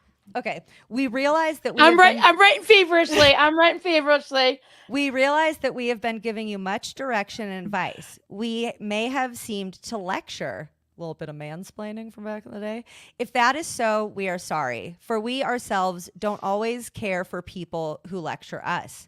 But what we have related is based upon experiences. Some of it is painful. We had to learn these things the hard way. That is why we are anxious that you understand and that you avoid these unnecessary difficulties. So to you out there who may soon be with us, we say good luck and God bless you. Now, this is the book, the thick book, the big book, and this is still all there in the big book. Yeah, I just got this off AA's website right now. Okay. Oh, all right. Thank you. I feel so, I'm not going to talk about it again, but I feel so validated against everything that this troll in the chat was saying. Well, they're about, gone. Like, the troll's gone. I know. But I'm just like, I'm feeling, as I read that, because like, bitch, it's been a hot minute since I read the big book. I just had a bunch of revelations recently when my ex, Christian friends were trying to stump me with their Christian ass language, and I was Speaking like, of, Fallon says hi. Hi, Fallon. I was like, a lot of that sounds super familiar, and not because I was ever affiliated with religion in any other capacity than AA. And I'm sorry, did I not just say God like 4 times in? Yep. And it was, wow, it was a very fetch him his paper fucking vibe. Like, holy shit. But that's to partners too, to be fair. So it's saying like, hey, partners, don't fucking push them into sobriety because. But it still says wives now. The chapter is still called To Wives. To the wives. Yeah, but it's not called To the Wives. It's just called Two Wives. Yeah. Mm-hmm. We can pop that. I don't know, you guys. All the chapters are online if you would like to take a look. Well, I was not expecting to find that. Holy shit. That's like when you have brave. You're putting yourself out there. I have these epiphanies too. I'm just like, I'll be in the middle of like answering a question like to Doug or whoever, I'm talking to, and I'm like, oh my God, what? Like it just comes back to you. And you're like, you get an epiphany or a revelation. You get a revelation. I was tripping out during that recording because I was like, oh my God, I was in kind of a Christian-ish kind of cult for like 4 years. Fallon said, we could not stump her. No, I'm an amazing Christian. Hallowed be thy name, y'all. Right? Am I right? Fruitful labor and shit. Fruit of your labor. Yeah. So be fruitful and multiply. That's what I was told. Are you serious? I thought that was from the fucking Handmaid's Tale. It's from the Bible. Be fruitful and multiply. I was told that until I was fruitful with 3 kids that ended up like me when my daughter, the Jezebel at 7. Why was she being such a harlot though? Why was she being such a little 6-7 year old? 7 years old. I didn't know she that? like. she took some chiclets from the food bank that was supposed to be free, you know, and yeah, she got demons cast out of her, and yeah, I Really don't think quick, I that's just want to very say, harlot. like oh, yeah, wait, fuck, I forgot I can do stuff. You can click, yeah, click it. Kat, thank you so much. You've been really supportive throughout the stream. I've seen you say several Thank you, very Kat. validating things. I really Thank appreciate you, Kat. that. Also, Lori, I'm a She Christian, is. but that's my faith, and I don't push my stuff on others. She Dude, I doesn't. fucking I love her. love you. I have an amazing friend Lori who's plays awesome. I love her so that's much. cool. No, I have a friend who is very fucking Christian. She's actually separating herself from a mega Yes, church right Barb. now that Lori plays started Christianity. espousing really fucking anti-gay views, and her daughter is gay, so she was like, "Fuck you guys, I'm out." But she's Yeah. looking for a new church currently, and she's so cute. She got that sounds like infantilizing or something. I just thought it was very cool of her. She put her new bumper sticker in the Discord and it said, "The Christian left because some of us still care about being nice to our neighbors," or something like that. And I just loved that because I think there are so many awesome Christians who are like fucking being good to thy neighbor and shit, you know? Yeah. And the fundies, the fundamentalists, and you know, the extremist Christians who are fucking shoving it down your throat and bringing it into politics and stuff. I'm just not cool with them. But actually, doing the podcast has been wild because I realized how close-minded I was. Now I have friends who are Republican and Christian Right. and all Yeah. kinds of shit. And Yeah. I'm like, Yeah. oh, we can have different opinions and be friends. Wild. Yeah, and I think As when we say Christian, it's like it's such a broad term, you know. yeah, And it's I know people that act like great Christians that are Christians, and some that aren't, you know, that some that don't profess to be. But I think that when I'm talking about the harmful aspects of religion and stuff, the culty aspects, it's usually almost always either fundamental or the literal, you know, the people that are just so like legalistic, where it's word for word for word, and also just being judgmental to each other. And I know plenty of Christians that aren't, and plenty of Republicans that aren't, or whatever. I don't like to go into politics or anything. It doesn't, you know, that doesn't no, matter me to me. neither. But it's you know, just human decency and kindness is what I look for in a quote Christian or a decent human. You No, know. same. And I think that it's really cool. Doing the podcast has really opened my eyes. I think I was really one-sided before, and now I really try to understand. I watched such a good documentary recently called White Right Meeting the Enemy about neo-Nazis in America, and this Muslim European woman, I think she was from Denmark. It was a D country in Europe. She goes and she's a journalist, and she goes and spends time with these neo-Nazis, and you see their fucking brain getting scrambled because she is who they've been conditioned to hate. And then she's in front of them and she's fucking awesome and charming and they get along, and like, so that was so interesting to me because, you know, before I was like, fuck neo-Nazis, fuck Nazis. But like, I understand how when you're indoctrinated into that, and that's what all the people around you believe, and you go to a church where they pat you on the back and say, way to be a good soldier for Christ. That's from the documentary, okay, you guys? I don't know what church he went to, but I'm just saying it was so eye-opening because I was like, I can't even be fucking mad at these people. She asked him, the leader, why did you read Mein Kampf when you were 13? And he said, I don't know. And she said, how did it make you feel? And again, he was like, I don't know. Why are we doing so many questions? Like, he got seriously uncomfortable because he had never been challenged as to where he got his views from. Right. Somebody fucking shoved Mein Kampf into his hands at 13. That's like the Nazi Bible for anybody who doesn't know, and said, this is what the fuck is up. And the way that he looked, it looked like when he did read it at 13, like he wasn't immediately like, fuck yeah. Like he seemed, you know, I'm conjecting, but he seemed like, it was the first time he ever questioned how he felt when he read it. And maybe it was a little bit weird because it's a very hateful text and you're a Right. child, you know? Yeah. So great documentary, you guys. I highly, highly recommend it. Yeah, people are saying it's a really good documentary. Yeah, and that was one of the most surprising things for me coming out of the cult was how nice people were on the outside. It was just like, oh, they're evil, and you're gonna end up in the dung heap, and you're gonna just be, swept away into hell, and God's gonna, judge you. And I realized that like it was them that were being, the judgmental assholes, You're like, and hey. keeping me in this prison, So they were like the meanies. So yeah, Well, you know what I like to say? Whoever smelt it dealt it. yeah, right. Oh yeah. Well, that's what You know? narcissists do, right? You know what I'm saying? Sociopaths. They blame Oh, yeah. absolutely. They'll They're like, project hey, it you on did that. And you're like, wait, I'm super confused. I thought you're the one who did Yeah. that. Wait, what? Totally. Ah, Totally. yeah.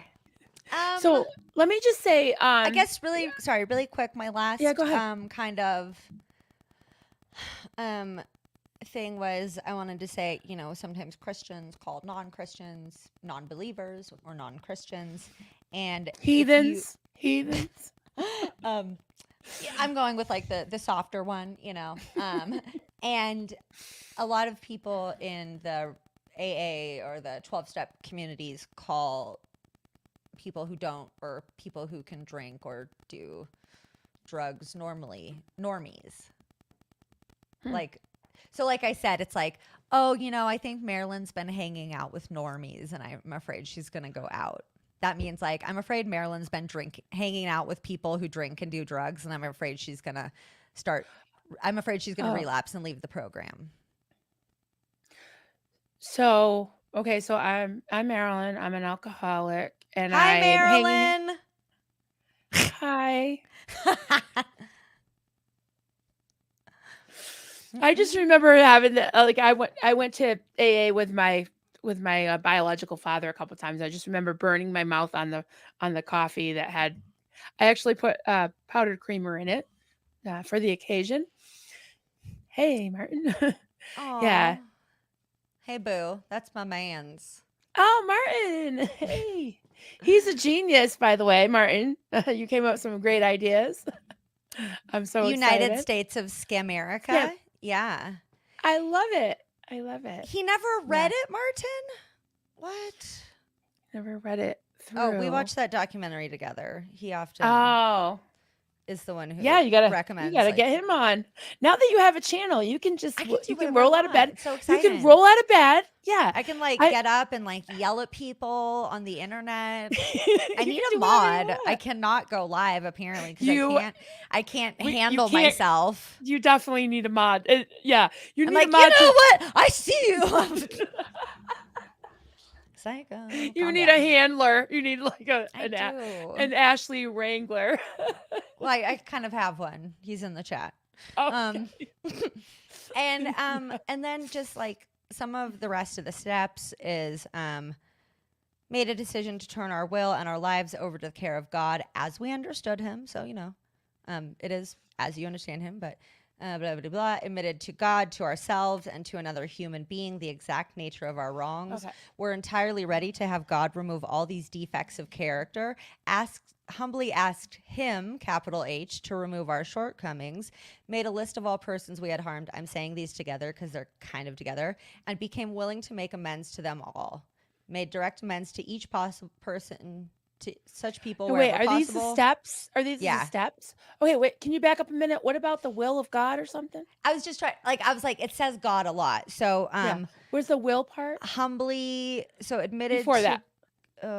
Made a decision to turn our will and our lives over to the care of God as we understood him. Okay, that's cringy to me. I'm sorry. I skipped over that. Like, what? No big deal. What are you even talking about?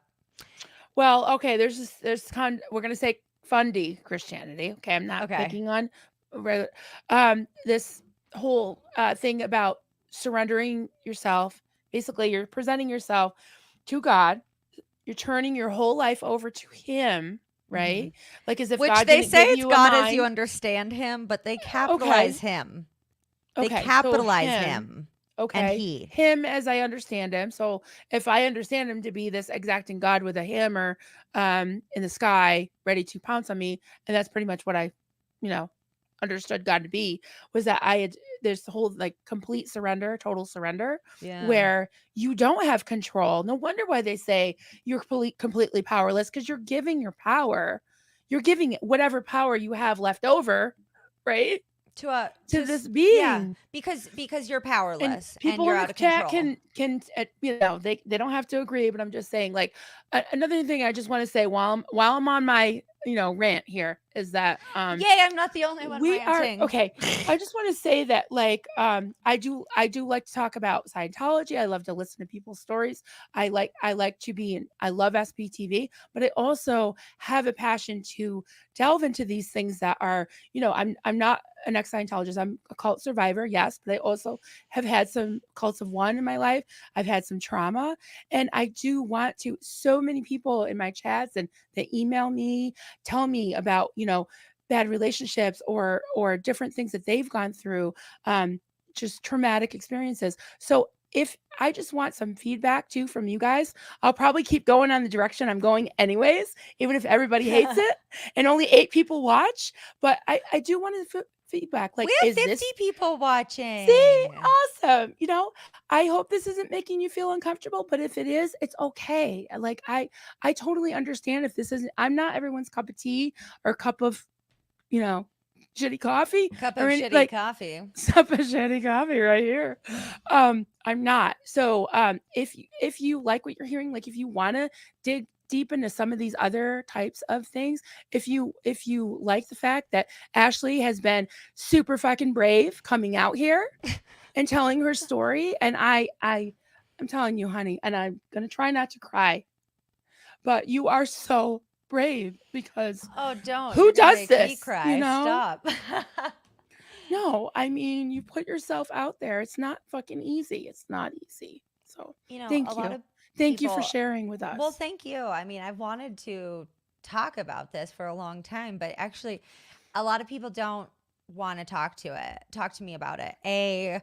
Um, well, I think this is an assumption on my part. I think it's maybe because like I don't have a crazy AA story. Like nothing bad really happened to me, Like I look back now and I'm like, that was kind of Christiany and kind of culty. But I like it, and did I feel shamed and shit? Like, yeah. But oh, I wanted to highlight the other one too because they said Ash and Marilyn, you're helping people because I wanted to say thank you. Can I you think that find was it? I think that was Kat again. Um, Kat's God. saying very nice things. All right. No, that's not it. Hold on. Oh, Maybe wait, Peggy I can found it. find I it because found it. I'm I found blind. it. Oh, you got it.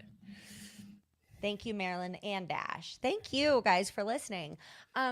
Yeah, and then I think Yeah, a we're lot of not trying to people. attack on one's religion. No, we're not trying to invalidate your experience. If you had a great experience in AA, we're not trying to attack your religion. Ash is just telling from her heart what happened to her, and we need to, not need to. I'm just saying, I respect it, and I know that you guys do too. And Denver Stevo, Ash, you're so fucking awesome for sharing your story. Please Thank do it you. again.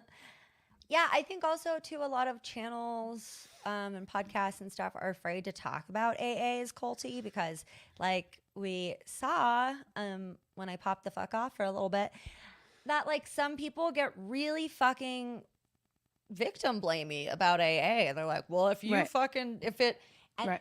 and that was like Yeah, that was actually kind of a really prime example of what I'm talking about. It's like yeah. if AA didn't work for you or if you have anything negative to say about it, like some AA people will fucking come at you and it's like, listen, I Yeah. said it saved my life to begin with. I Right. needed to do But that shit. you can ask questions and you can criticize. You're not in a cult, right? And that's the thing is, like, And if that's I pretty only have fucking 8 people culty, right? watching, To yeah, say if I only you have can't 8 question people or watching, criticize that. listen, for the next however many years I do this, if I have 5 people watching, 1 person watching, 2 people watching, 20 people watching, 2,000 people watching, I want to have the same idea, the same attitude is I'm not going to be afraid to tell the truth. I'm not going to be afraid to ask questions. I'm not going to be afraid to let people tell their stories or to criticize. Say, I don't mean criticize the person that's pouring their heart out. I mean the status quo, right? Like, why is this happening? I wasn't allowed to ask questions in the call. I wasn't allowed to have my own opinions or my own, thoughts, anything. I had to give my, what was it? My will humbly to Or God you, as I understood him, you yeah. know? So that does sound, I'm sorry, God, that does sound a little culty, Right. honestly. And thank Kind of you for does. like having the fucking bravery too to get on the goddamn internet with me and say this. Cause like I said, a lot of people shy away from it because they're like, oh, that's tough because it saved so many people and stuff. And it's like, okay, Yeah. well, how about we realize that the world isn't black and white?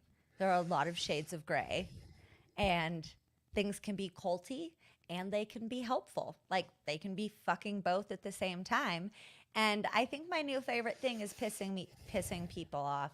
So I have to like really stop getting upset when they get mad. But like I want to Yeah. fucking be like, "Hey, if you're shaming people for not doing recovery right or for being a slut or a harlot or a Jezebel or you're fucking spiritually abusing people or you're fucking taking advantage of people financially because you're in an MLM or you're not doing any fucking homework and sending your troubled child to fucking abuse camps, fuck off. I'm coming for you."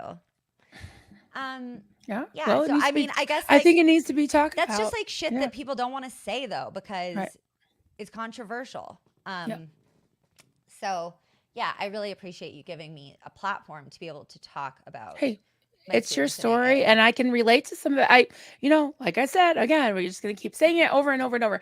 And not everybody feels that AA is culty, and I'm glad that they don't. I'm glad that they didn't feel pressure to, be a Christian or believe in a God. There's some meetings that aren't religious at all. That's great, but there's some that are, and your specific story is valid, and you have a right to tell it. And as long as I'm breathing and on the internet, I'm going to give people a space, a safe space to tell their stories, whether I agree with them or not. But in this case, a lot of it resonated with me, and I'm sort of like an outsider because I've been, like I said, 3 AA meetings, with 2 with my biological father where I burned my mouth on the coffee, and one with a friend that just wanted me to go, and I was just bored and I didn't go back. So I just went to support her. I went to support her. Then I went out partying, honestly. It's really funny because I actually have a friend who loved going to AA meetings with me. She was not an Really. alcoholic. She was just like, I just love hearing everybody's stories. Because a lot of it is like, sometimes there's different kind of groups. Sometimes you'll do book studies where you like study the big book. Sometimes you'll just do sharing groups, whatever. There's different kinds. Somebody, blah, blah. Somebody asked, I'd love to know alternative non-religious programs for alternatives to AA. I haven't done Smart Recovery, but it looks like Kat knows some stuff about it. I'm a Um, facilitator. yeah, So that sounds let, awesome, let me Kat. ask let me ask everyone, you and everyone in the chat that's had experiences with alcoholism, or somebody they know, somebody they love, like, Oh, do like you also think that raise your hand. I feel like it's so everybody. AA isn't the only way, right? I mean, that does No. sound a little culty too. Okay. That Here's does what sound a little culty, like if people are telling you AA is the only way to stay sober.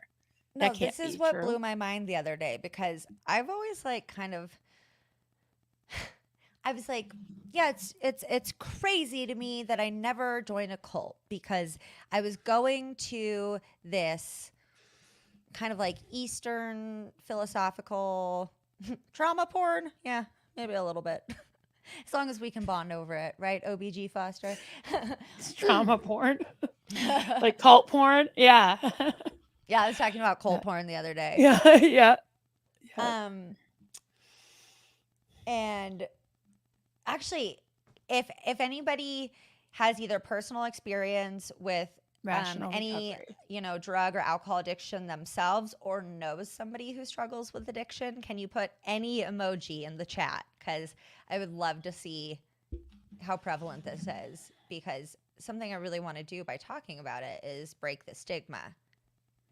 So put an emoji in the chat if you or someone you know has struggled with drug or alcohol addiction.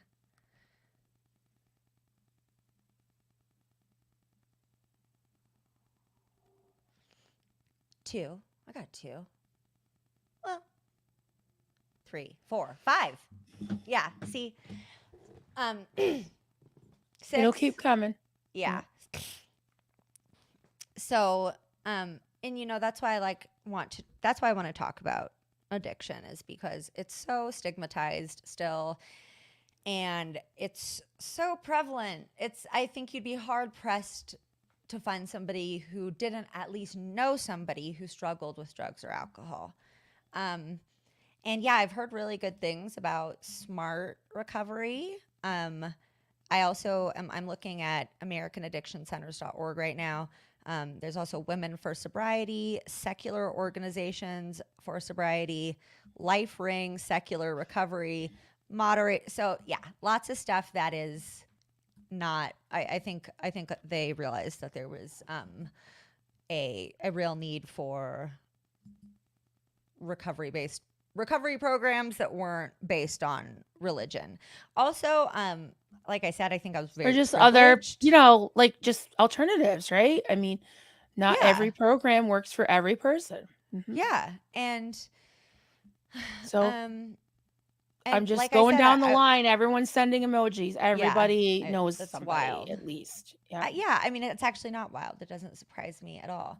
And AA saved me at a certain time. Before I got sober going to rehab, like I could not stay sober in AA. I was going to a ton of meetings and stuff, but like I just could not stay sober for the life of me. And that's the thing about alcoholism. Like it's insanity. And I went to like a 90-day inpatient facility, and then I went to a few more of those, and I think that, like, being separated from the situations, the environments, the people where I was doing all my drinking, like, for me, I think that was really important. I also, after some meetings, would just want to go and get drunk. Like, just sitting there and fucking thinking and talking about alcohol for an hour. I was like, well, let's fucking go have some of that shit. That's good stuff, So, yeah. Can I ask you, Yeah. have you heard about anything about this, of whether it's true or not? I'm not saying it's not true, Kat. I'm just surprised that AA has a 5% documented success rate, yet is the recommended recovery program in the Yeah. psychology. Is that true? So, like, a lot of judges will send people to court mandated 12-step programs and stuff too. What the hell did I just pulled something off the wall with my foot. But looks like we are okay. Well, your sign's still there, so that's good.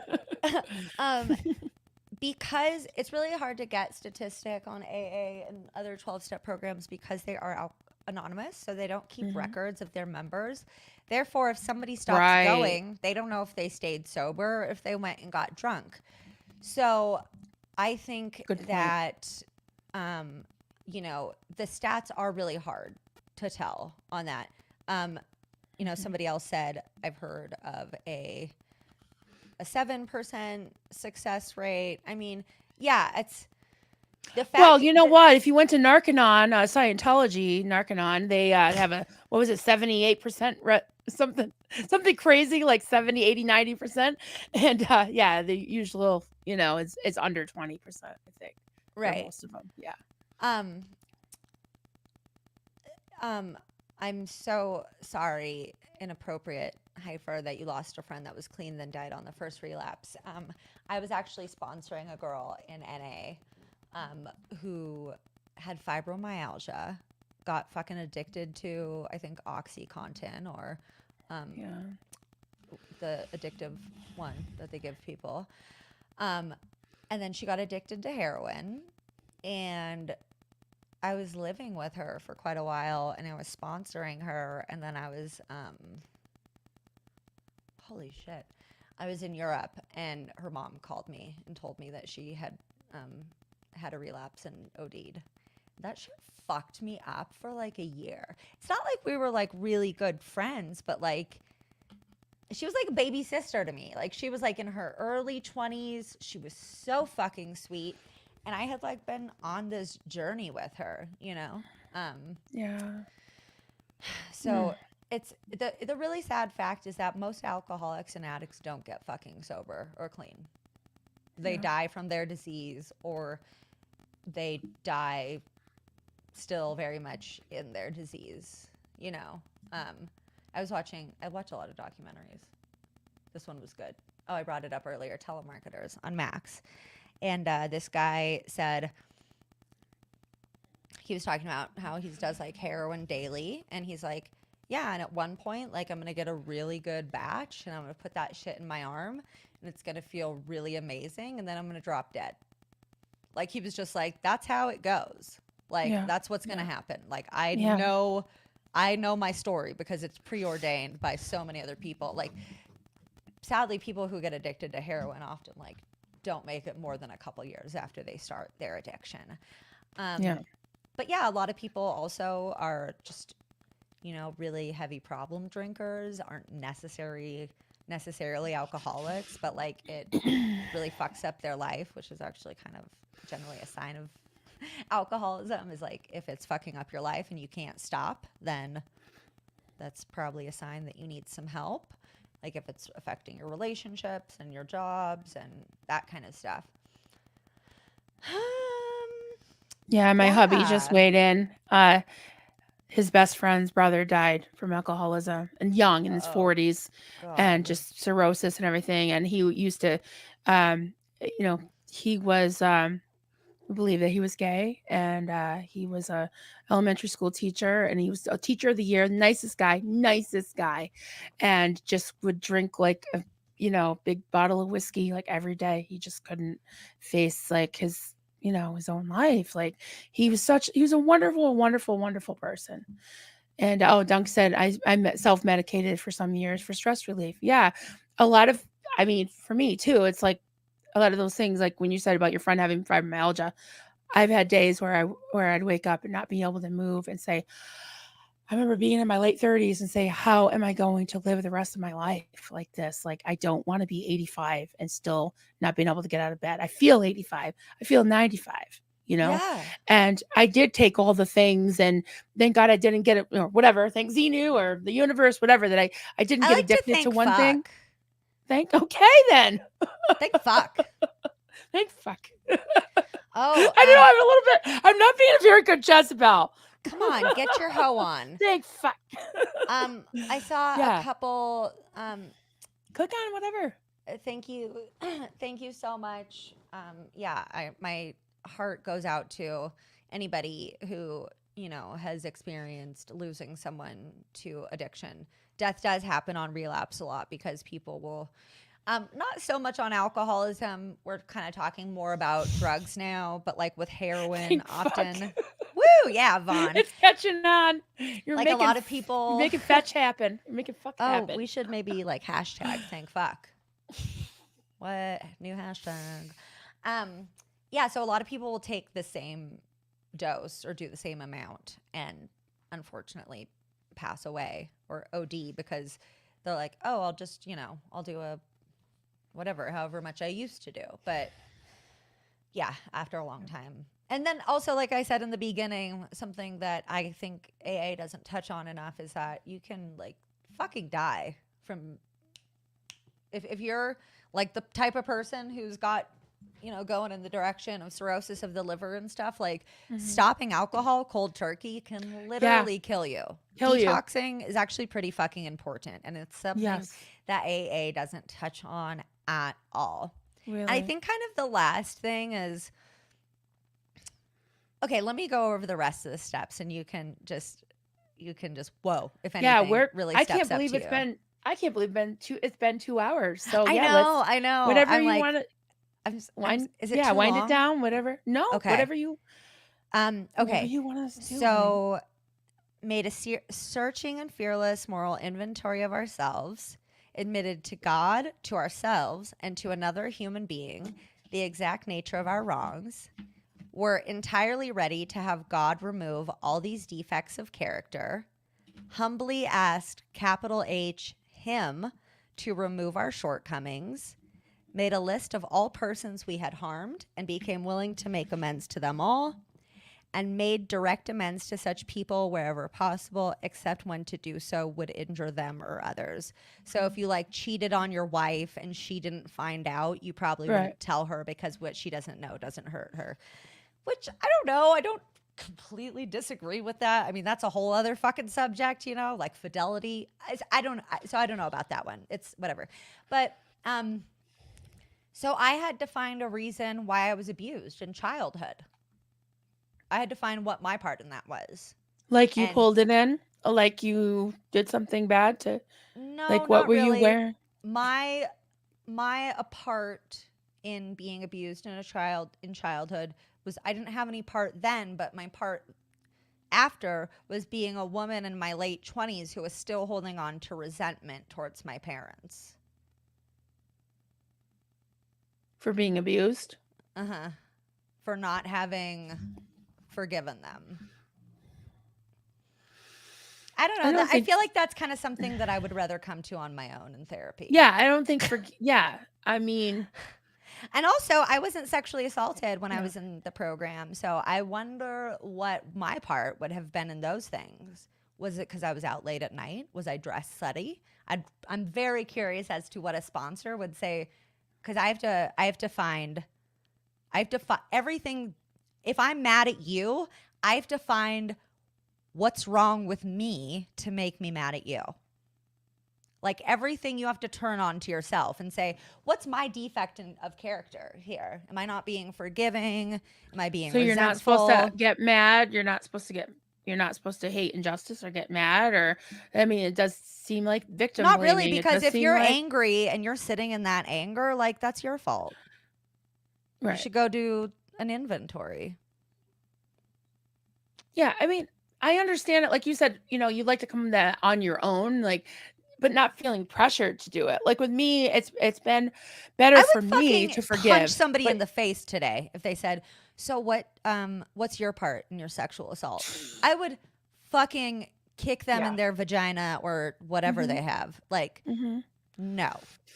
So, yeah, I don't know, you guys. I think the thing is that AA saves lives. A lot of 12-step programs are great. There's really amazing people in it. There's amazing meetings. It can also be pretty fucking controlling and harmful. And I think if you get to a point where it's not working for you anymore, it can become very maladaptive. And I think there are plenty ways to stay sober.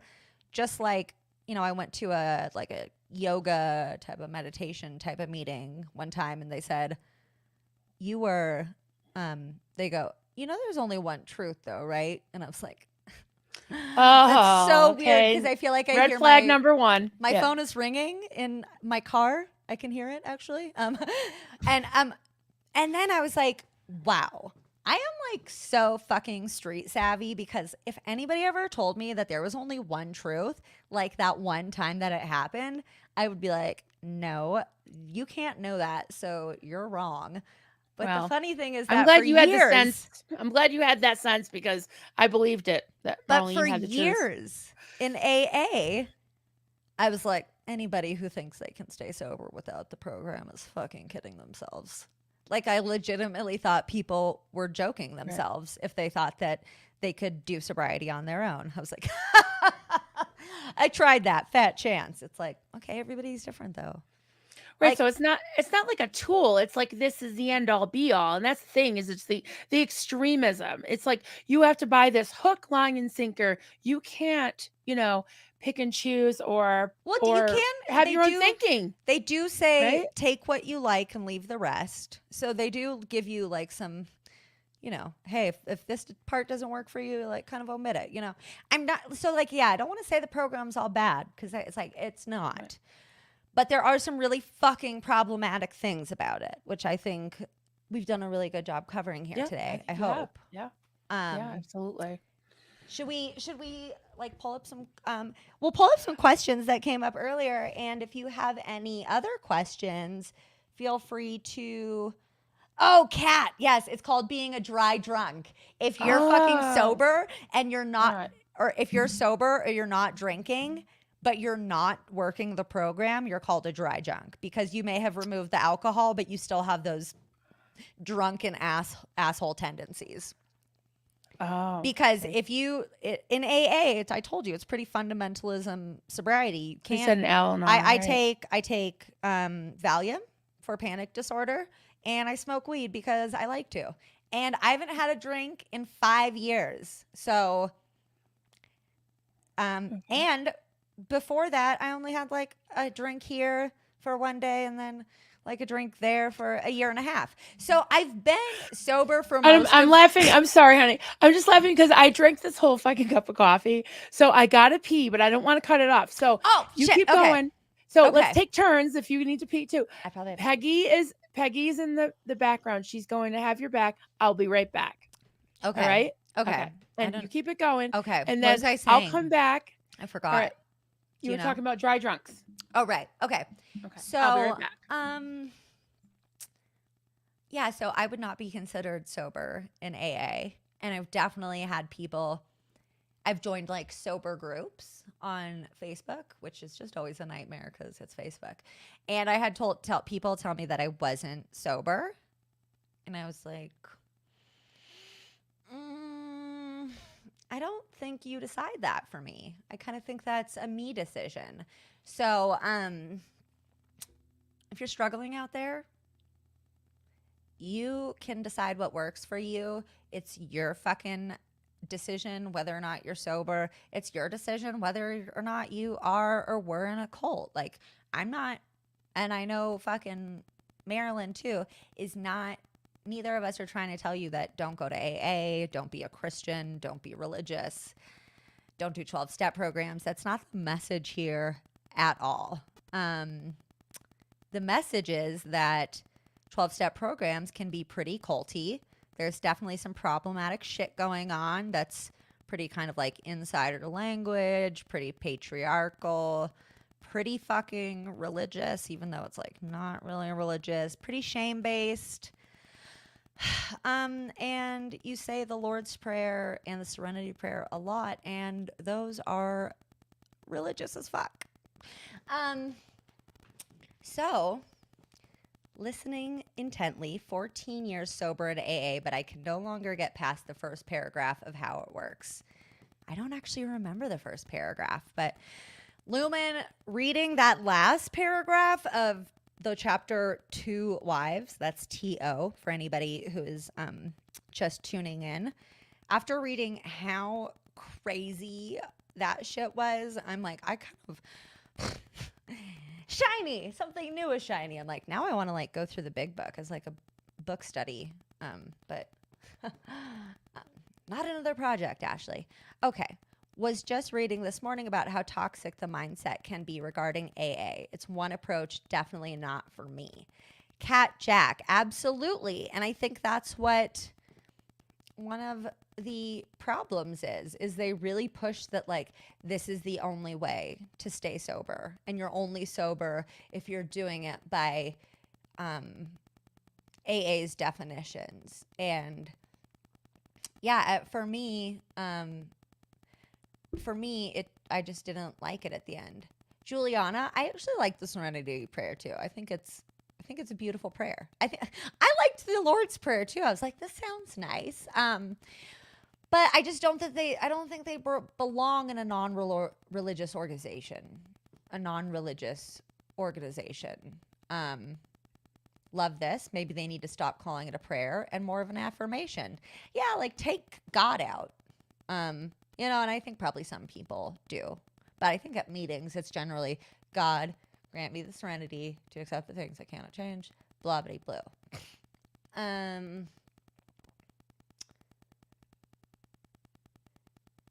If you think you're an alcoholic, you probably are. Yeah, Faye also said if you think you're in a cult, you probably are. And I'm going to go ahead and give an amen to both of those situations. Amen.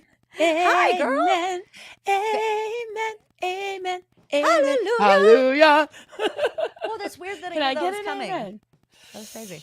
So yeah, Faye and Tampa B, I actually agree.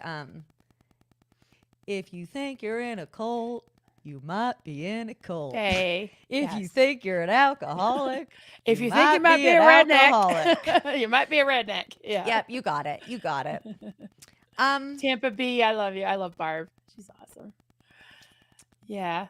Yeah. There's some great people in this chat. The one bad apple, there's always one. It's like whatever, but there's some awesome people. We love Like you guys. Juliana said, I'm saying He's dancing. Oh, sorry, Juliana. Oh, that's sorry. okay. Like I'm with what you are saying. Whatever works for people. Like I was just getting mad at somebody in the chat earlier because AA is their jam, and that's totally fucking cool. And I never said it wasn't. And they were like, "Well, it sounds like you're blaming on AA for going out." And I was like, it sounds like you're being an AA agent who's coming on here and being blamey and telling me I went out, which is exactly why I left your support group. So, and like Juliana says, learning to change. What if like, be adaptable. If that shit stops working, do something else. Like now I don't do any kind of program. I do go to therapy twice a week. Which we may have cut down to once a week because my therapist was like, we're not doing the real work because you keep putting it off. Whatever, EMDR, guys, look into that. Eye movement rapid desensitization or something. It's when you like go into your memories and reprocess them, and it's hardcore shit, but it's really good if you. I'm doing it right. I'm doing it right here with a box of Kleenex and all you all. You're like, I'm already doing it. Okay, I'm not gonna pay somebody. Oh, I cry like every day. Good stuff. And thank you for everybody in the chat who supported. Remember to breathe. That's my therapist reminds me of that a lot, actually. Thank you. My chat taught me how box breathing, and it actually works. I do it before I come on. Or maybe it doesn't totally work because I still cry. But this is so sad. Losing a therapist. I would like if my therapist actually told me she was moving practices, and I thought she was going to tell me that like she couldn't see me anymore, and I burst into tears immediately. So I'm so sorry, witness. That fucking sucks. I hope you can find somebody else.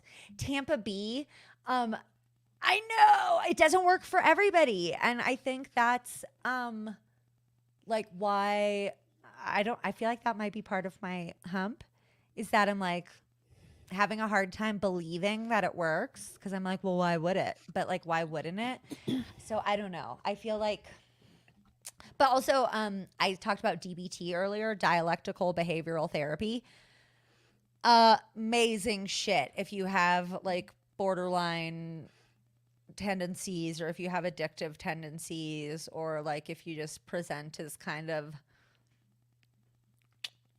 There's a question about OBG Foster had a question about DBT. I actually answered that earlier. Oh, okay. I said that acceptance in AA is accepting that you're powerless over alcohol, that you need a higher power to restore you to sanity, whatever. Radical acceptance in DBT is accepting like what is happening in your life. Because I love this quote by Eckhart Tolle. He says that like, if you don't like a situation, change it, accept it, or leave. All else is madness, or something like that.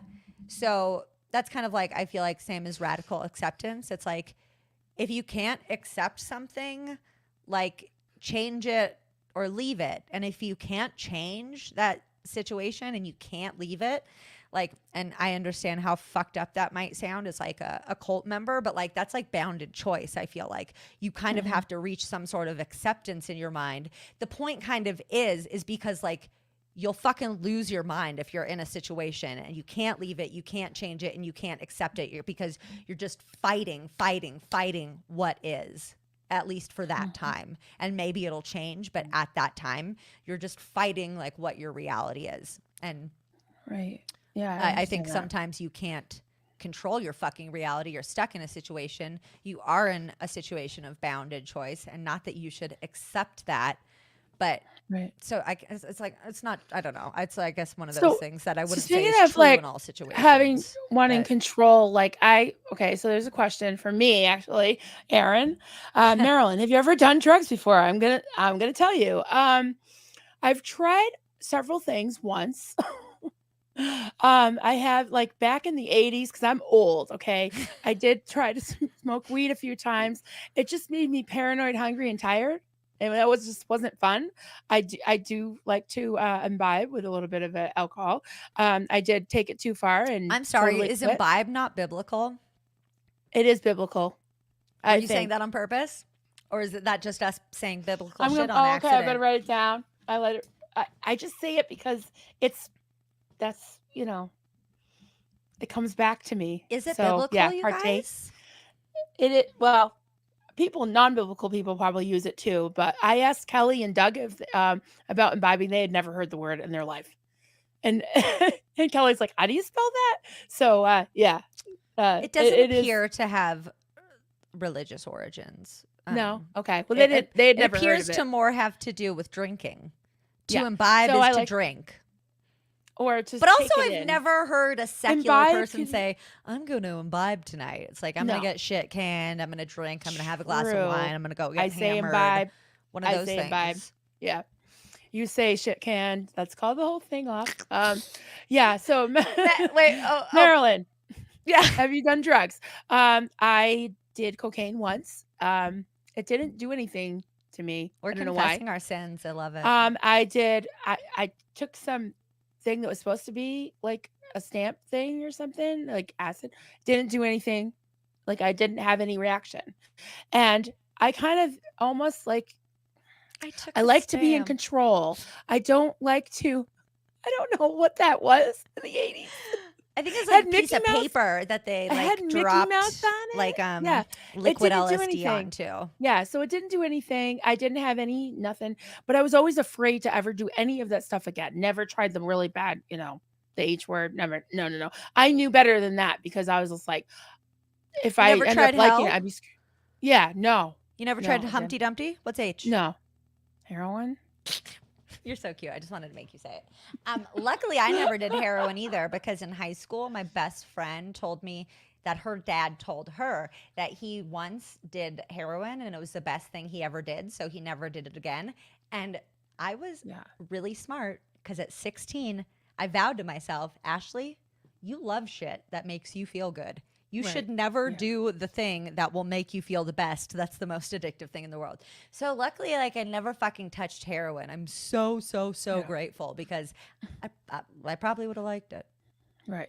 Yeah. So I You think couldn't put with me, it was too like many drugs I in front always of wanted to me. feel like I like to feel in control. Of course, when you get a little tipsy, you imbibe and you get a little tipsy, you kind of lose a little bit of control. But I like to feel happy. So I don't like anything that's gonna make me like like weed just makes me feel it just makes me feel like paranoid. Like I see my eyes are open and I'm just like, oh whoa, and then I just want to eat something and pass out. So what's fun about that? But that's just me. That's just me. Yeah, I So can. I so mean, yeah, that's my answer, and I'm sticking to it. I like it. Um, wait, somebody said. I guess I could have started. I still don't really. This is Yeah, hard. you can start stuff. Somebody said something. I was like, yeah. Thank you, Tony. Somebody, You ladies have been so great. Oh, go ahead. These chats are my therapy. There you go. hell yeah. I love And therapy and so Barb, I did much. see you say earlier. I wanted to pop it up, but we were in the middle of something else. About like chronic conditions, which can be trauma related. So I think that, like in my case, my fibromyalgia was a bodily manifestation of all the stuff I had stuffed down for many years, and just constantly being in pain. I could have ended up being a drug addict just to dull the pain. And I'm sorry, I'm getting fucking emotional, but waking up, not being able to move your muscles, it fucking sucks. It fucking sucks. So I do sometimes feel like I'm accused of being like lazy or not, like, oh well, use it or lose it, or you need to work this, you need to, but when I'm limping around because I can't fucking walk, I've learned to Wait, just what do you accept mean you need to myself. work this? Yeah, The fuck like does that you mean?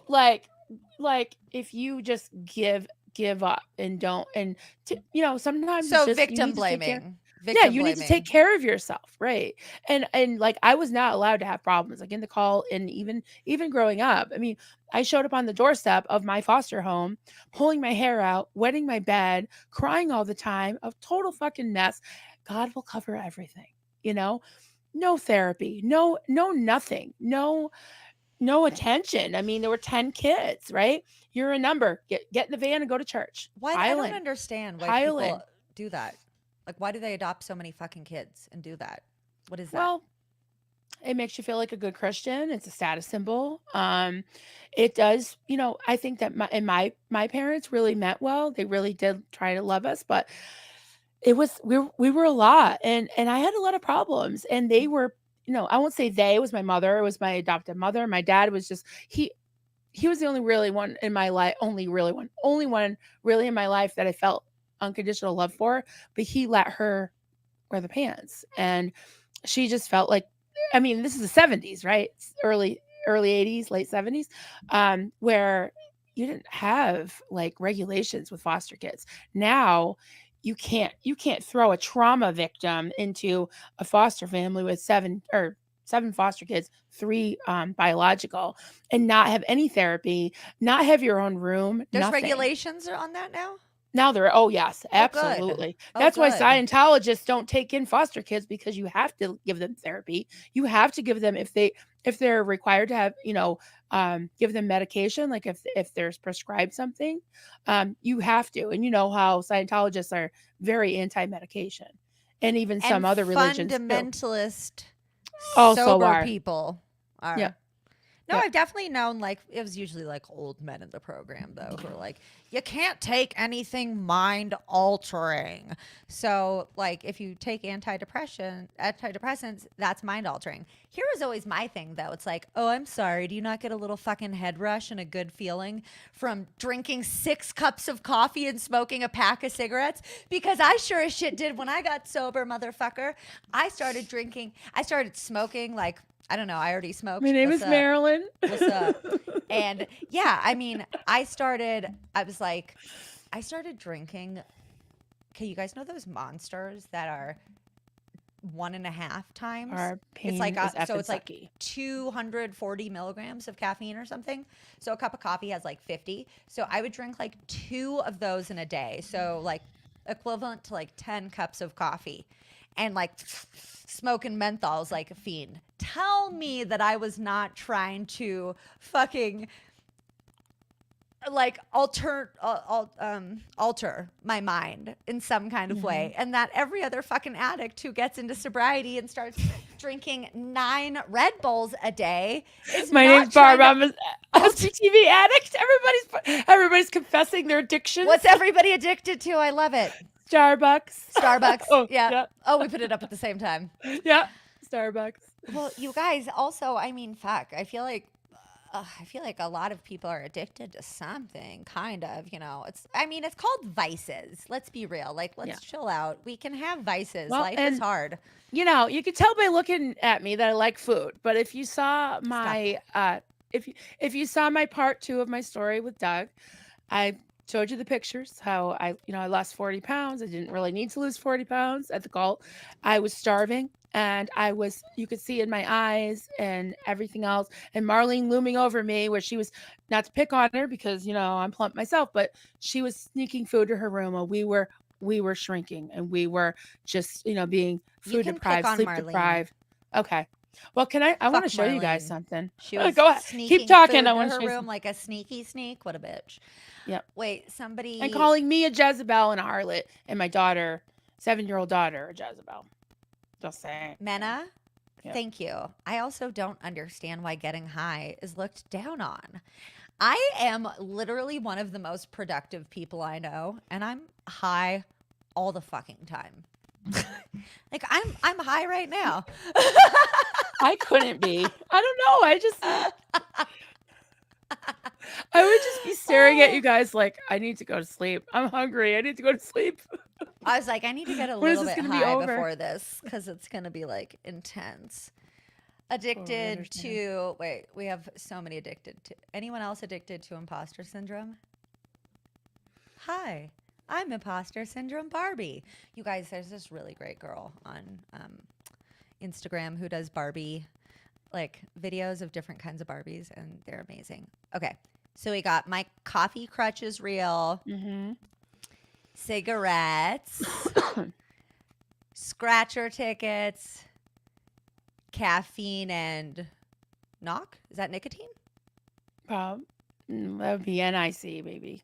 My cold pillowcase, Okay. shopping, which is, it's okay in moderation, but hey, you guys, love yourselves, love your bodies. Don't starve your bodies. Don't be mean to your bodies, okay? You guys, don't be mean to my friends. Fuck that. That's right. I said that to my kids. I'm like, don't hurt my my little baby, Don't my hurt- kids, Yeah, I say Don't be mean to my friends. Yeah, you're my friend. Exactly. Don't treat my friend that way. I get it. I am clonazepam. Yeah, my sister was on that. I think it's a benzo, but it's a mild benzo. So Valium is also a milder benzo. Everybody's probably heard of Xanax because that's more of like a street party drug. Like people be like, you have any bars or whatever? I've been out of the drug scene for a long time. But Did you see Steve-O's? no, put it Go up. ahead.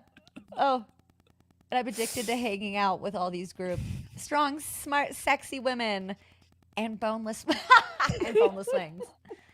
Yeah, thank you, Steve-O. We love you, Steve-O. Go ahead. I'm sorry. I just feel get like distracted. I just feel like I'm like fucking motor mouthing, and I'm like, do these? Can I people show you want my? me to talk anymore? Like you? Can I talk. show you my thumbnail I made this morning? Yes. Please. Did you see it yet? I sent it to you. I did, but I think you should show everybody else. I'm so in the dark. Let's see if I can do this. Okay.